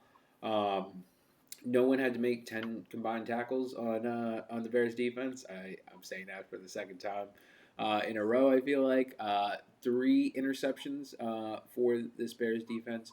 C.J. Gardner Johnson with one of them, DeMarco Jackson with one of them, and Jalen Johnson with the other. And then a whole bunch of sacks to talk about. You got Grady Jarrett with a sack. You got Austin Booker with 2 sacks. You got DeMarco Jackson with the sack. So big game from him with that sack and interception. And then you did have Jervin Dexter Sr. Adding another sack as well. So just a really great day from the Bears. They really did work in all phases. Even Devin Duvernay getting 2 returns and getting 82 yards. Really dominating in all facets. Really not much more to say about the Bears. They continue to churn towards the playoffs. Yeah, unfortunately, whoever loses this game is going to fall out of the playoffs with the way that things are sitting, unless there's a bunch of L's in the NFC this week. You saw it the other week. They went from 1st to 7th, just losing to the Packers. Correct. And now the Seahawks are in first place of the entire conference. So I don't even know where that puts the Rams at this point. So I would assume they showed a graphic during the game. I want to say that the Rams would have had an 89% chance of being the NFC 1 seed if they had won. But instead, I think it's more around like 38% now that they lost that game. I would assume they're in the 5th spot now with losing tonight. That sounds right to me. I believe they're probably in the 4 and set to slide farther if the... Well, they can't be in the 4 because the Seahawks are in their division. Oh, excuse me. Yeah. I'm sorry. Then they're in the 5 and potentially set to slip further based on results this week. Yeah, because I know all 3 teams can still win the division. It's pretty wild. Yeah. They're all within a game of each other. Yep. It's definitely the most exciting division in football by a landslide. Yeah. There are certainly some competitive ones. It's a shame Daniel Jones got hurt because I certainly would have said that Jaguars, Colts, Texans one would have been another one. Not quite as many wins as those NFC West teams, but I would say just as entertaining football, and especially if you like defense, potentially even better. So, right. But let's move over to Carolina and the Saints. Oh man, the curse of every other week is a win. But the good news is they played the Buccaneers. I tried to tell you. I know they're cursed. They're freaking cursed. But the bad news for the Buccaneers is it's Carolina, another team. Or sorry, it's Buccaneers, another team, Buccaneers. So by default, the Panthers are winning the NFC South. So I'm happy. They don't have to play the games. It's literally been this pattern the entire season. They beat the goddamn Rams, but they can't beat the Saints. Saints are the best bad team. They beat the Packers on the road. They did. Their wins are more impressive than most teams. They get into the playoffs. But maybe they're just going to win this. Their losses made my hair fall out. That's why James doesn't have any hair, viewers. It was buying into the Dallas Cowboys and the Carolina Panthers. Oh, Panthers going to win Super Bowl because they only beat winning teams. They lose to losing teams. I think maybe they should play like a scrimmage in between those playoff games. That way, like the every other game They can can get be the that loss playoff out. game. Yeah, and that way maybe they can win a Super Bowl. Yeah. Man, Bills versus Carolina Panthers bucket. Give me an easy Super Bowl. I'm just kidding.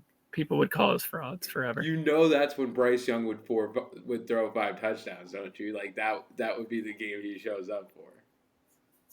Yeah, probably. But my poor Bryce Young, he went 163 for 1 touchdown. He had no turnovers. Um, he went 7 for 49 rushing the ball, so he had over 200 yards in this game. Rico Dowdle, apparently he sucks now. He got 16 carries for 49 yards. Chuba Hubbard, useless as usual. Jalen Coker led the day. Territor McMillan got hurt in this game as well. But yeah, I mean, they just couldn't do anything on offense. The Saints just have the Panthers' number. Divisional games are weird. They played pretty good on defense. They got 3 sacks. DJ Wananumum, he got 2. And then Trevor and Gibson, he got a sack as well. I don't see anything besides one forced fumble by Mike Jackson, but it doesn't look like they recovered. Apparently, Chuba Hubbard does kick returns now. That's terrifying. He didn't do very well. Trevor Etienne got 1 punt return. He didn't do anything. And they got 1 field goal and 2 extra points for 5 points from Fitzgerald and Sam Martin. I'm not talking about him. He's a kicker. But yeah, Panthers just need to lock in and win 2 games against the Buccaneers. That's all they have to do. They win the division. They're both 7-7 with 3 games left. They win 2 out of 3. They're in.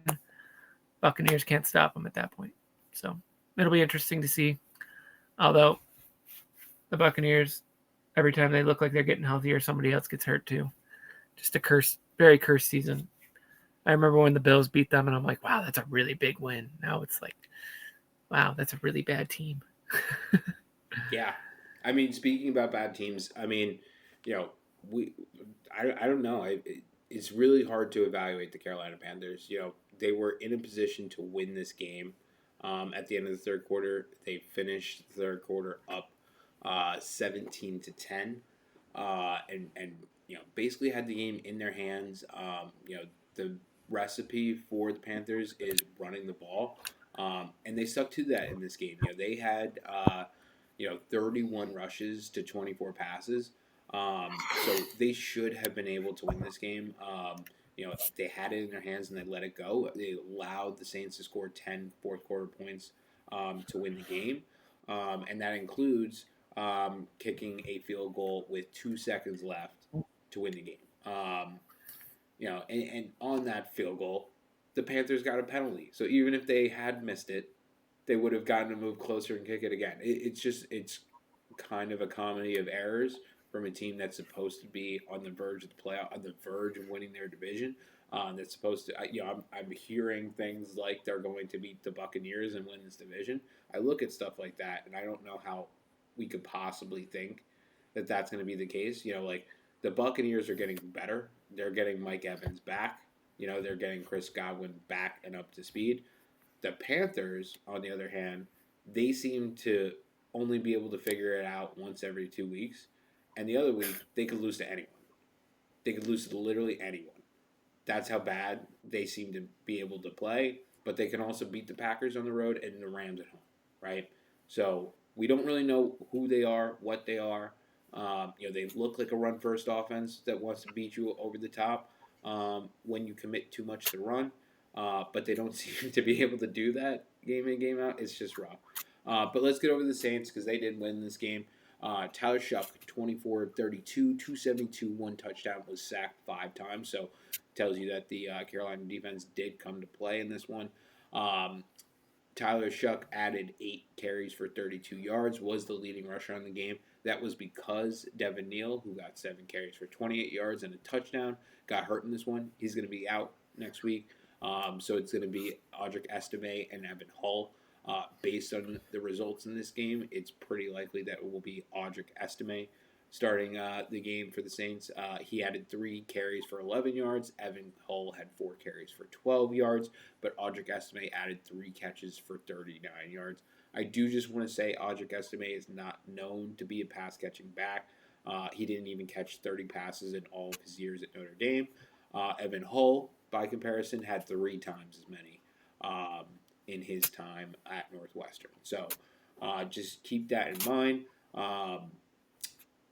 Really, it for the rushing stats, he did have a couple rushes from Taysom Hill and one from Mason Tipton, all for minimal yards or negative yards.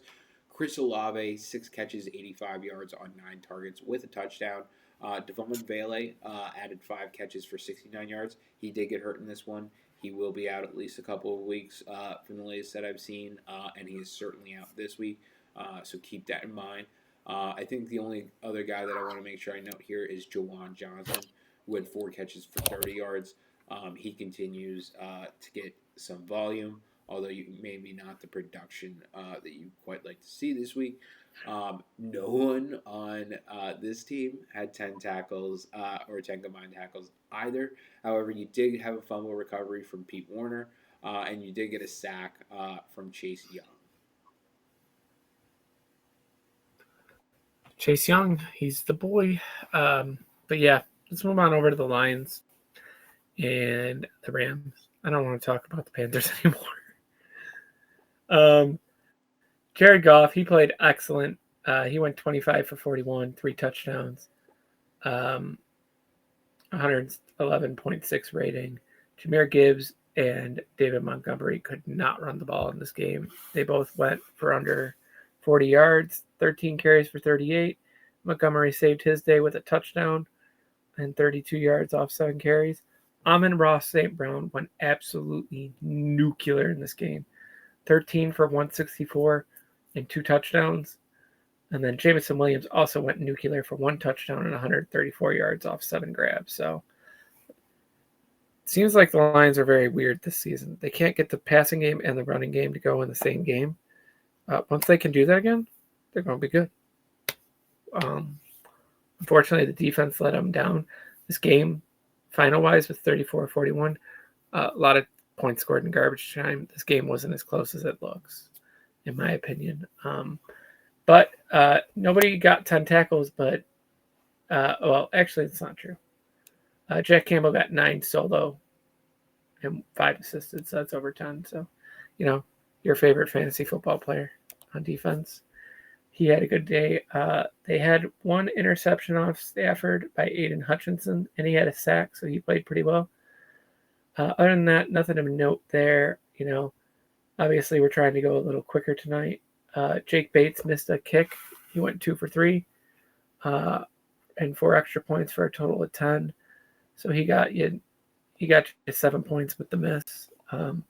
So not a terrible day at the office. What he was projected to do, basically, if I remember correctly. But yeah, the Lions, all they need to do is get the balance back during the game, and I think they would be a Super Bowl contender again.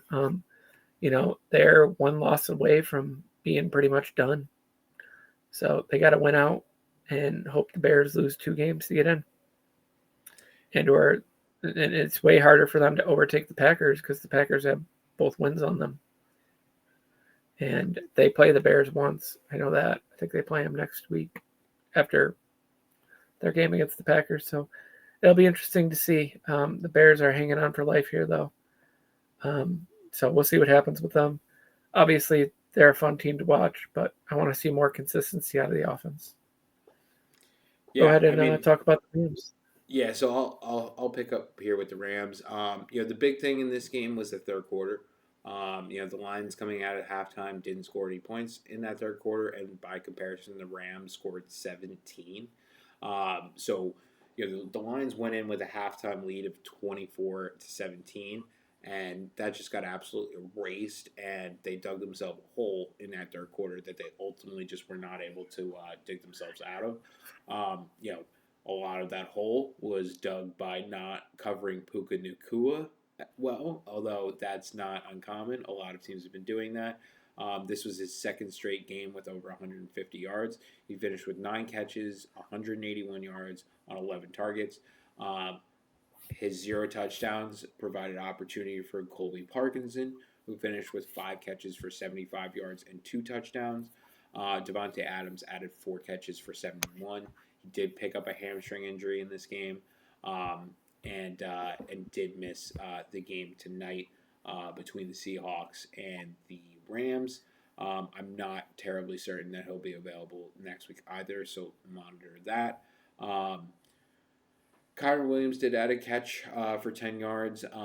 In addition to that, 15 carries, 78 yards, 2 touchdowns. Blake Corum continues to be a relevant fantasy piece and a backup running back in 11 carries for 71 yards and a touchdown. Finally, Matt Stafford, 24 of 38, 368, 2 touchdowns, 1 interception, 2 sacks. Continues his MVP charge there. Did just want to mention Kobe Turner, who got a sack in this one, and Nate Landman with 10 combined.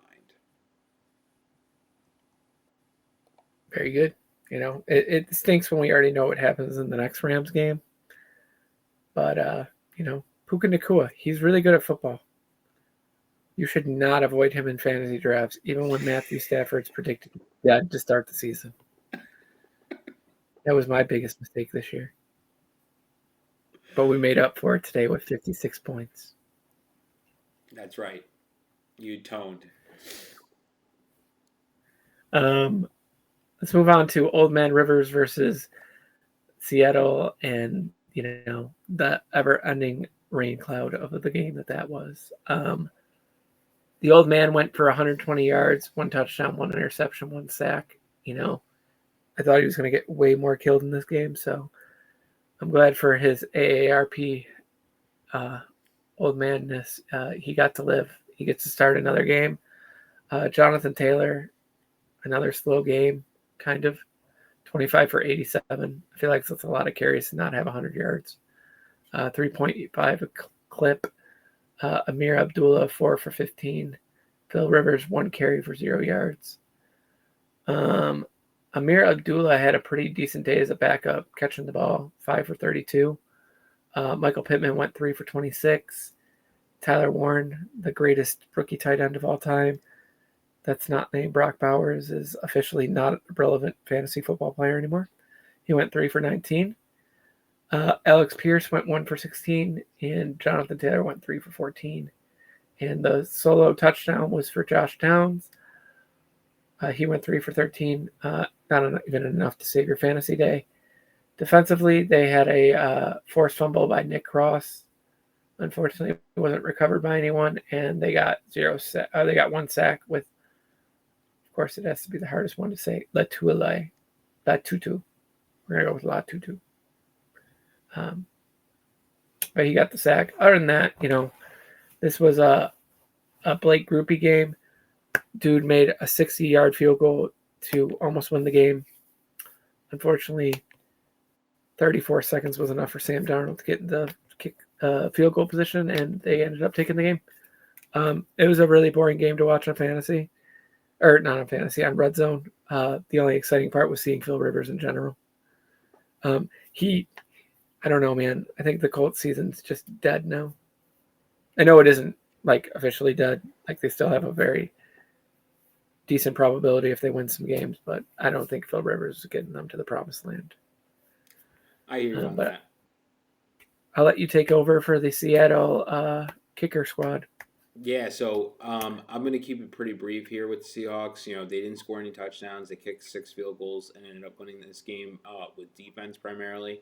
The big thing was that the Indianapolis Colts got that touchdown in the second quarter, jumped out to a 13-6 lead. But that just meant that the Seattle Seahawks tightened up on defense. They only gave up that 1 field goal, like you said, with less than a minute to go. And they themselves scored 12 points in that second half to take this game. It is a desperate game that they needed. They were at home. They're contending with the Rams and the 49ers to try and keep pace in their division as well as the NFC. So it was a desperate win that they were able to notch. I will say the big underperformer in this one was Kenneth Walker, the third. who had carries for 17 yards. Zach Charbonnet outperformed him on 8 carries, finishing with 31 yards. Um, Jackson Smith and Jigba, really the only guy I would say that really impressed on the Seahawks today on the offensive side of the ball. 7 receptions, 113 yards. Rashid Shaheed, 5 catches, 74 yards, also added in the return game as well. Cooper Cup, showing signs of life with 5 catches for 46 yards. AJ Barner continuing to contribute as he has mildly all year with 3 catches, 27 yards. Sam Darnold finishing 22 of 36, 271, no touchdowns, no interceptions, and 1 sack. So, pretty underwhelming game from most parts of this offense, not named Jackson Smith and Jigba. Their defense, they played great in this one, only allowing that 1 touchdown and only allowing 3 scores all game. You did have an interception for Kobe Bryant. You did have a sack for Nick Amenwari. And then you did have 10 total tackles for Ernest Jones the fourth as well. He a good player too. But let's move over to Green Bay at Mile High Stadium. Jordan Love, it wasn't a horrible day, but I mean, it got a lot worse for the Packers in general. He went 24 for 40, 276, 1 touchdown, 2 interceptions, and 3 sacks. Josh Jacobs carried the ball pretty good for coming into this game. Super questionable if he was even going to play. He went 12 for 73 and a touchdown. Matthew Golden led the way in reception, or not in reception, but yards. He had 55 for 3. He actually co-tied with Jaden Reed technically for 3 for 55. The solo passing touchdown went to Josh Jacobs, so he kind of was all the points in this game. Edgerrin Cooper, he had a fumble recovery. But I mean, the really important things to talk about with the Packers are, man, they lost a lot of players in this game. They lost Watson for who knows how long. They lost Micah Parsons for the rest of the season and possibly even longer. He tore his ACL. I believe this was a 425 game, if I remember correctly. So he tore it in a couple hours after Mahomes tore his. There was a defensive player they lost as well. They lost Evan Williams too on the same play, but nobody even saw it because everyone was worried about Micah Parsons. Only one trainer went over to him and he was laughing about it the other day on Twitter, and I'm like, wow, I didn't even know you were hurt either. But he's in good spirits. He should be back by next week. But man, they lost a lot of quality players. This is the second week in a row the Packers have had some serious injuries. If they were to lose out, another way for the Lions to get in, but Packers' schedule isn't too brutal, but I mean, I think they lost their shot at going to the Super Bowl this year with losing Parsons. That's a big piece to make up for it. And then, as much as I don't like Christian Watson because he's not usually consistent, he's really been consistent since he came back from injury. And to lose him, that's probably a pretty big deal to this team at this point. I mean, I know they've won without him, but the offense has looked leaps and bounds better since he came back. So hopefully Jalen Reed and Romeo Doubs and Matthew Golden can carry the load. With Josh Jacobs, remains to be seen. Already losing Tucker Kraft, man, it's just when it rains, it pours in Green Bay for sure right now. But this is a really fun game in general, minus all the injuries. And I'll let you talk about Bo Nix and the Ponies. Yeah, so I get the pleasure of talking about the Denver Broncos, finishing this game 34-26 in their favor. Was at home, so big home matchup for them. They're now 12-2 and firmly in first place of the AFC West, so they're all over it there. This was a really, really big game for Bo Nix. Probably the biggest takeaway on the Broncos side is that R.J. Harvey is not quite ready to be a bell cow, not quite efficient enough to be a number one quite yet, without anyone behind him. Um, so I expect Jaleel McLaughlin to rotate in a little bit more this upcoming week. But what that meant was that Moore fell on Bo Nix's shoulders, and he lifted that with ease. 23 of 34, 302 passing yards, 4 touchdowns, a 134.7 quarterback rating. He basically needed to do it. Peyton must have realized that the training wheels need to come off Bo Nix a little bit in order for them to beat the Packers in this one, and that's exactly what happened. Guys like Cortland Sutton finding themselves with 7 catches, 113 yards, and a touchdown. Franklin continuing to have a breakout season with 6 catches, 85 yards, and a touchdown. Lil Jordan Humphrey somehow making his way back from the Giants to the Denver Broncos to catch a touchdown. 3 catches, 42 yards, and a touchdown. And then Marvin Mims adding a little bit there as well with 4 catches, 29. Big underperformer Evan Ingram, 1 catch for 12 yards. So um, the defense continues to play great. You have interceptions from Riley Moss and PS2. That is Patrick Surtain II, for anyone who does not know. Um, and then in addition to that, they had a couple of sacks here. So you had Jonah Ellis getting a sack. You had Dondre Tillman getting a sack. You had Jonathan Cooper adding half a sack, and Zach Allen getting the other half of that sack. So really big game for the Broncos. They basically took control of this game in the third quarter. The Packers jumped out to a 3-0 lead. Half ended 16-14 Packers. But by the end of the third, it was 27-23, and the Broncos outscored the Packers in that fourth quarter as well. So they kind of just set out the victory once reclaiming the lead, or once taking the lead there in the third quarter. Yeah, it was. It was like I said, it was a really fun game. It would have stunk not. It would have been a lot better if like they didn't have those major injuries. Like it's football, things happen, but I think the game would have been even closer. I think the Broncos are a pretty good team, but I think they can't run the ball. They can't run the ball anymore without J.K. Dobbins, and that's going to come back to bite them later on in the playoffs. But hey, for now they get to celebrate, and we get to talk about the Tennessee Titans and the 49ers. So hey, this game is not as close as it looks either. The 49ers let up 14 garbage time points at the end. But Cam Ward, he got 2 touchdowns, 170 yards. Tony Pollard had his second good game in a row. He got 14 carries for 104 yards and a touchdown. My boy Gunnar Helm had 4 receptions for 49 yards and a touchdown. He's been pretty fun to watch. Other than that, nothing crazy. Van Jefferson had 1 grab for 49 yards. Shamir. DK. Thank you. Went 4 for 17. Another quiet day for him. Defensively, they had 1 forced fumble from Jeffrey Simmons that was recovered by Kyer Elam, of all people. Other than that, they didn't do much on defense. No return touchdowns.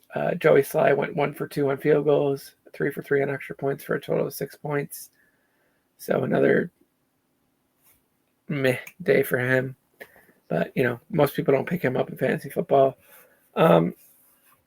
Yeah, I'm not even going to say the Titans played good, at all. It was just a lot of garbage time points and yards, San Francisco had the game won by the third, 100% won by the third quarter. It didn't matter to them. Pretty sure they had backups in by then too. But I'll let you take over. Yeah, so San Francisco 49ers get an absolute must-win game at home against the Tennessee Titans, 37-24. The San Francisco 49ers, they came out and they basically took the lead on a touchdown in the first quarter. The Titans responded with a field goal. The 49ers proceeded to then score another touchdown. Titans adding a field goal or a touchdown of their own, and then the 49ers finishing that half with a field goal. The third quarter was dominated by the 49ers. It was 14-0. And that's basically what set up that garbage time scenario that James was laying out there for the Titans, where they were able to score those 14 points in the fourth quarter. The 49ers did put up 6 to make sure that it was comfortably more than one possession. Um, but it was more of a laugher in the end, and that score kind of dictates. Brock Purdy finished 23 of 30 with 295 yards, 3 touchdowns. Did take 2 sacks, but does have one of the highest quarterback ratings on the week of 140.3. You had Christian McCaffrey adding 22 carries for 73 yards and a touchdown. Continues to do Christian McCaffrey things, adding 1 catch on 14 yards as well to his ledger. Brock Purdy did scramble 7 times for 44 yards, so you do get some decent value there. And then Brian Robinson does get a handful of carries in this backfield, 9 carries for 21 yards. The leading receiver on the day, stand up and be counted, Ricky Pearsall. Finished the game with 6 catches, 96 yards. He did get banged up in this one. Ankle and knee injury. Hasn't been practicing all week. Won't necessarily 100% rule him out for Sunday, but monitor his status. It certainly looks rough, his chances of playing, based on the uh, little to no practice schedule. George Kittle adding 8 catches, 88 yards, and a touchdown on 9 targets. Most targeted receiver in this offense, so continues to be elite at his age. Jawan Jennings adding 3 catches, 37 yards. Of course, 2 of those 3 catches were touchdowns, so he continues to have a very, very hot streak. I believe he's on 3 or 4 games now with a touchdown running. So I think he now may even have the largest active streak now that Devontae Adams isn't on his. So keep an eye out for him. And I think he's definitely a good play rolling into your fantasy playoffs. You do have a number of guys continuing to contribute beyond those guys. Guys like Demarcus Robinson, Kendrick Bourne, and Kyle Juszczyk is also back. So keep that in mind as well. That should be a boost to Christian McCaffrey in the run game. Malik Mustafa, only member of this defense to record 10 total tackles, finished with 6 solo, 4 assisted. No sacks, no interceptions, no forced fumbles, and no fumble recoveries for the San Francisco 49ers defense. They just simply got stops and scored when they had the ball. Yeah, I can honestly say I literally only watched about 10 plays from that game. Just it didn't interest me at all. All right, moving on over to the Minnesota Vikings versus the Dallas Cowgirls because they don't get any respect anymore because they're not a winning team for me. They broke my heart. J.J. McCarthy went 15 for 24, 250 yards, 2 touchdowns. One horrible pick, but, probably the best game of his pro career so far. I mean, I know the comeback in week 1 was more impressive, but, I mean, this all around was a great performance from start to finish for the most part, besides that first drive interception. Aaron Jones went 12 for 34, and then Jordan went 10 for 29. They still can't run the ball. Jordan Addison was the leading receiver with 22 receptions, 2 receptions for 66 yards. TJ got 4 for 66. Jalen Naylor got 2 touchdowns off of 3 targets for 47 yards. And then Justin Jefferson, another poor performance, 2 for 22, 11 yards a clip. And Josh Oliver, 1 catch for 18 yards. Defensively, no sacks, no interceptions. No tackler beyond 5 tackles in this game, so all around good performance from the defense. No standout performances. And then Will Reichard went 2 for 2 on field goals, 4 for 4 on extra points for a grand total of 10 points. Third best kicker of the week. Other than that, I just feel bad for Justin Jefferson, man. But, if JJ can continue to play like this and get Justin the ball, maybe we're building on something here. Maybe the last couple games of the season can go into next year with a positive outlook and be in a happier place for the Vikings. But he's played good 2 weeks in a row, so yay, Michigan. Yay, Michigan, indeed. Hopefully that JJ to JJ connection can get going into next year, and he can get a little bit less frustrated. Justin Jefferson, that is.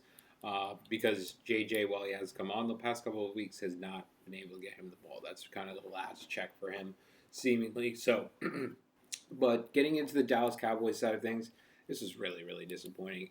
They got bailed out last week by the Bears beating by the Eagles, losing, and so they had a chance to come out here and keep pace with the Eagles and potentially make the division come down to the wire.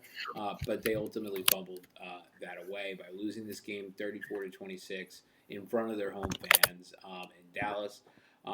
Really, this game was very, very even. First half ended 17-17, but the Vikings started to break away in the third quarter. They scored a touchdown to the Cowboys' 2 field goals, and then in the fourth quarter, the Vikings were able to get both a touchdown and a field goal to the Dallas Cowboys' 1 field goal. Really, it's a tremendously underwhelming day from CeeDee Lamb. He must have gotten hurt in this game because he had no targets, zero carries. Did finish the game. Excuse me, I did not get hurt. 6 catches, 111 yards. Ryan Flournoy continues to outperform Pickens for a second week in a row. 4 catches, 40 yards. George Pickens, 3 catches, 33 yards. So something to look out for there. That's 2 down weeks from Pickens in a row. That's 2 weeks where Flournoy finishes better, and Flournoy had a breakout week last week. So keep that in mind. Javonte Williams, 15 carries, 19 yards. Did add a touchdown on the ground. You did get Malik Davis getting 8 carries, 21 yards, and a touchdown as well. Javonte Williams did pick up a neck injury, and that's why he ceded some carries to Malik Davis in this one. He is questionable for next week. Should be good to go, but I would certainly be monitoring his status and Malik Davis if he is on the waiver wire in your league to potentially make a quick pickup there. If Javonte were to be out. On the defensive side of the ball, you did have Quinn Williams picking up an interception, which is really good to see. I believe he did pick up an injury, though, in this one as well, so look out for that. That may make this Dallas Cowboys defense more porous as they were pre-trade deadline. Going into next week when they play the Chargers, that's not necessarily the best matchup to be porous defensively for. So, hopefully they can show some heart there. But other than that, really not much else to speak of. No sacks, no forced fumbles, no fumble recoveries. Just really kind of a flat performance from Dallas in this one after that first half where it was very entertaining tie game, but they really kind of laid a dud in the second half. For sure. Let's move over to, oh God, Miami and Pittsburgh. Oh, Lord. This game sucked for the Dolphins. They got some garbage time points, but man, it started off really good defensive battle. Turned into, Aaron Rodgers said, yeah, I'm not losing to 2. It turned the ball over. And he put up 21 straight points on the Dolphins' head. And then, they got one more touchdown, and then they just let off the gas, didn't care. Dolphins scored 12 points in the fourth quarter. Would have been 14, but they went for 2 twice, so they screwed it up.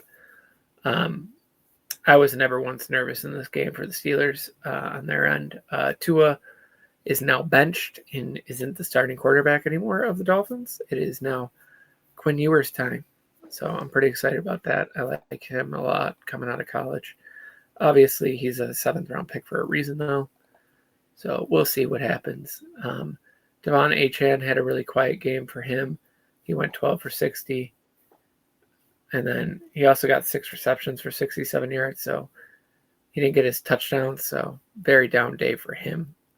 Any other running back you'd be pretty happy with that isn't one of the top 5. But for him, poor performance. Receiving, Darren Waller led the way after Devon by less than a yard, but he got more receptions and 2 touchdowns, so clearly he had a better day. I think he was like a 25-point player this week. He was tight end number 2 this week behind Kyle Pitts in his generational performance. But He Dolphins was also defensively behind did. Trey McBride as well. Oh yeah, tight end 3. Sorry about that. I did forget that he had 9 receptions for 100 and some odd yards. But defensively, they didn't do anything good. No sacks, no interceptions, no fumbles, nothing. Jordan Brooks was the best player as always. He had 13. No, yeah, he had 13 tackles, 7 and 6. So yeah. Oh, he did steal a sack. I didn't see that. My bad. So yeah, defensive MVP of the week as usual for him, for the Dolphins. Kick and punt returning, absolutely nothing to note. Jake Bailey, he went. Oh, sorry, that's a punter. Riley Patterson went 1 for 1 and had. That was it. They didn't kick any extra points. That's right. So yeah, Dolphins suck. Cancel the season for them and fire everyone. And unfortunately for them, they can't get out of Tua's contract this year coming up. I mean, it'd be a dead hit of $99 million. And I'm not even kidding. I looked it up. Dead cap hit of 99 million. So he's going to be there next year, whether he's backing up someone or whatever they do. It'll be interesting to see. But yeah, Dolphins fan, it's not getting any better next year. Yeah, tough one for the Dolphins in this one. Pittsburgh Steelers on the other side, great game from them. Yeah, they were. This game ended 28-15, but they were up 28-3 when they scored that fourth quarter touchdown. So I mean, this thing was done and dusted. Well before the final whistle. Aaron Rodgers, like you said, played great in this one. 23 of 27, only 4 incompletions.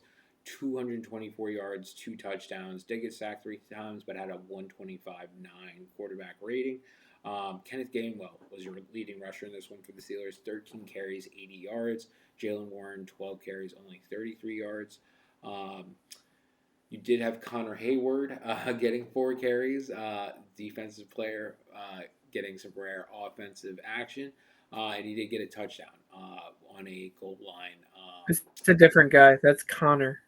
Excuse me, you're That's a right. different guy. You're right. I'm thinking of Cameron, not Connor. Yeah. So Connor Hayward did come in, did get a rushing touchdown on the goal line, did finish with 4 carries for 4 yards. Caleb Johnson, your boy, 2 carries for 4 yards.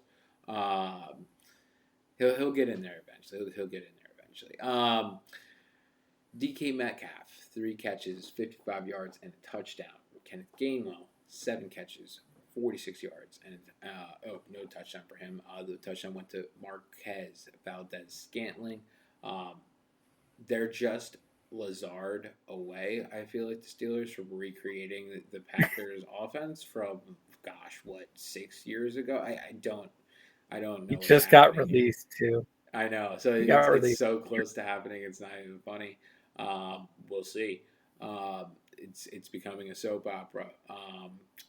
Aaron Rodgers and those receivers following him around. But anyway, getting back to it, you did have 3 catches for 15 yards from Jalen Warren as well. Jonnu Smith having 2 catches for 12 yards. Really an underwhelming season from him after really having a good one last year with the Dolphins. So, and then Pratt Firemuth, 3 catches, 45 yards. Darnell Washington, 3 catches, 25 yards. Patrick Queen, your only defensive player with 10 total tackles, 9 solo, 1 assisted. You've got sacks for Jalen Ramsey, Cameron Hayward, Peyton Wilson, and Izezi Otememu. I apologize if I messed up your name. Asante Samuel Jr. Asante Samuel Jr. Adding an interception there, and no forced fumbles, no fumble recoveries. Again, Steelers played really good defense, and they basically sealed this one up by a couple of minutes into the fourth quarter.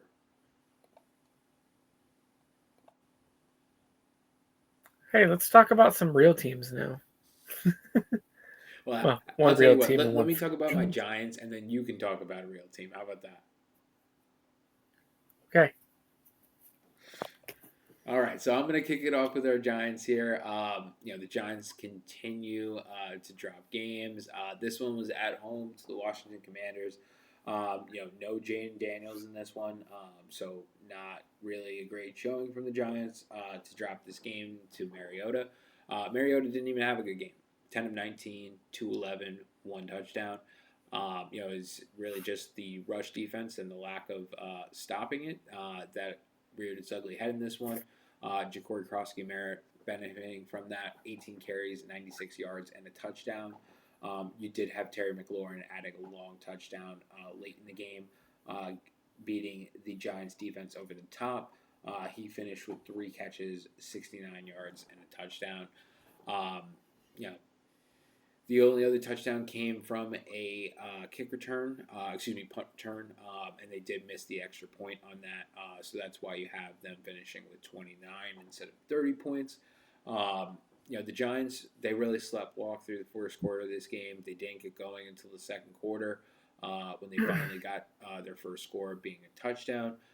They were competitive for the most part in the second half. They won the second half 14-7. However, when you're losing 22-7 going into halftime, that really doesn't matter. Unfortunately, they really just need to clean things up. They need to be, I would say, doing the fundamentals better. Things like starting the game when the game starts. That would be lovely. But maybe we'll get that next year. Maybe it's a new coach or a new defensive coordinator that inspires the team to play all 60 minutes. Until then, the Giants, they are going to continue to revel in mediocrity. I will read out the stats: 20 of 36 for Jackson Dart, 246, 2 touchdowns and an interception, 15 carries, 70 yards and a touchdown from Tyrone Tracy. Leading receiver from the Giants, Theo Johnson, 3 catches, 72 yards. So, if you are curious, I did mention the Tracy touchdown on the ground. Those Jackson Dart passing touchdowns were to Tracy as well as Robinson. So Tracy had a really good game in fantasy. Probably has a very good outlook going forward. You had Devin Singletary fading to black a little bit in this one. So no Singletary. All right, well, let's move over to the Bills. I don't care about stats. I just want to talk about the game. Patriots jumped out 21-0. Then, the Bills score 7 points before halftime. Then they come out and score another 14, give up nothing. Patriots went 4-and-out on every drive in the third quarter or were intercepted. Then the Bills score another touchdown. Travion Henderson runs for a 60-something yard carry for a touchdown. Then the Bills score another touchdown, win 35-31.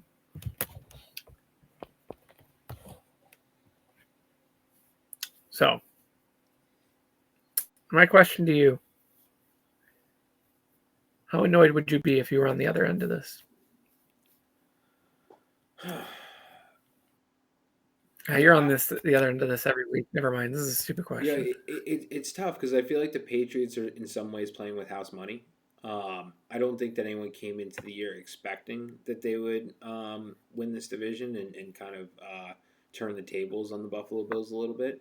They've already gone into Orchard Park and gotten a win there this year. So really, you're returning the favor by getting this result. And they're the ones with the better record. So, I think that you guys needed this both for your confidence, for your chances in the division, but also for, God forbid, you guys finish with the same record, that you may have an ability to have a better seed than them in the AFC as well. No, your division record's worse. We're 1 game behind them. I need them to lose to the Jets or Dolphins. So, but if you finish with the same record, like you're gonna want to try and get the better seed than them, obviously, right? Yes. So yeah, we win the division if they lose to one of those and we win out, or if they lose to the Ravens and then they lose to one of them and we win out, we win by default, or because we have a better record. But even if they win against the Ravens, we beat the Browns, then we beat the Eagles and they lose to the Jets or the Dolphins, it's over. As long as we beat the Jets the following week. So there's many ways for us to win the AFC East. It really all just comes up to the 2 divisional games. Like, even if they lost to the Ravens, it means nothing because that would just go to right as our record. Okay, we're tied here. Then we go to divisional. Then we go to common. All that other. We have them beat in every category but the division. If we had just won the game in Miami, we would already own the division. But we screwed up. Hopefully, you'll get some help from the Dolphins. I hope so. I really hope it comes from the Jets, though. It's going to have to come from the Jets because the Dolphins are starting Quinn Ewers this week. Listen, Quinn Ewers could be good. You got to remember, when they don't have film on you, you have a chance to do things that they don't expect. And his name isn't Tua turn the ball over, so he's got a shot. Yeah. But, I'm really proud of the boys, for the 3rd week in a row where Cardiac Kid's giving me a stroke. And, I can say this, you don't have to believe me, but I even texted Tom, my brother, and I even told him, like, we're still going to win this game. There's no doubt in my mind.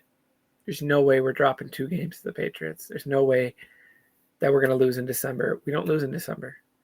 We're literally 22-3 in December in Josh Allen's career, minus his rookie year. Like, it's our month. We own December. That's why I think we'll win out. I really do. Just all depends on what version of the Eagles we get. Everything else is easily obtainable. But yeah, Josh Allen, he didn't have he didn't put the cape on, but he saved the day at the same time. James Cook, absolute baller in this game. Receiving wise, man, I would really love to have a number 1 wide receiver. Don't get me wrong, I love Khalil Shakir, and he's a great player, but he's not a number 1 wide receiver. He's a slot guy, He's not big enough to go out on the outsides. Keon Coleman, another 0 game. Brandon Cooks, 0 game. Although the first pass of the game from Josh Allen, if he caught that was an absolute touchdown. I don't know if you saw that play. But yeah, other than that, man, our leading receiver was an actual wide receiver. It's Josh Palmer, 1 for 16. Both our tight ends got 3 receptions for 30 yards, basically. And then Khalil Shakir, 5 for 65. Just ugly. Defensively, we had 2 sacks from Matt Milano.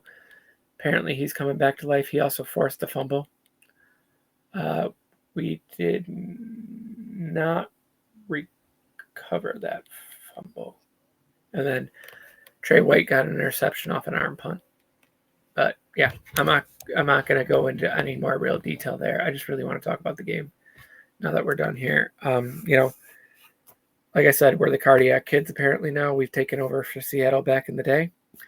So if this is how it's going to be every week, I'm going to have to buy some heart medicine of some sort. So recommend that in the chat for me.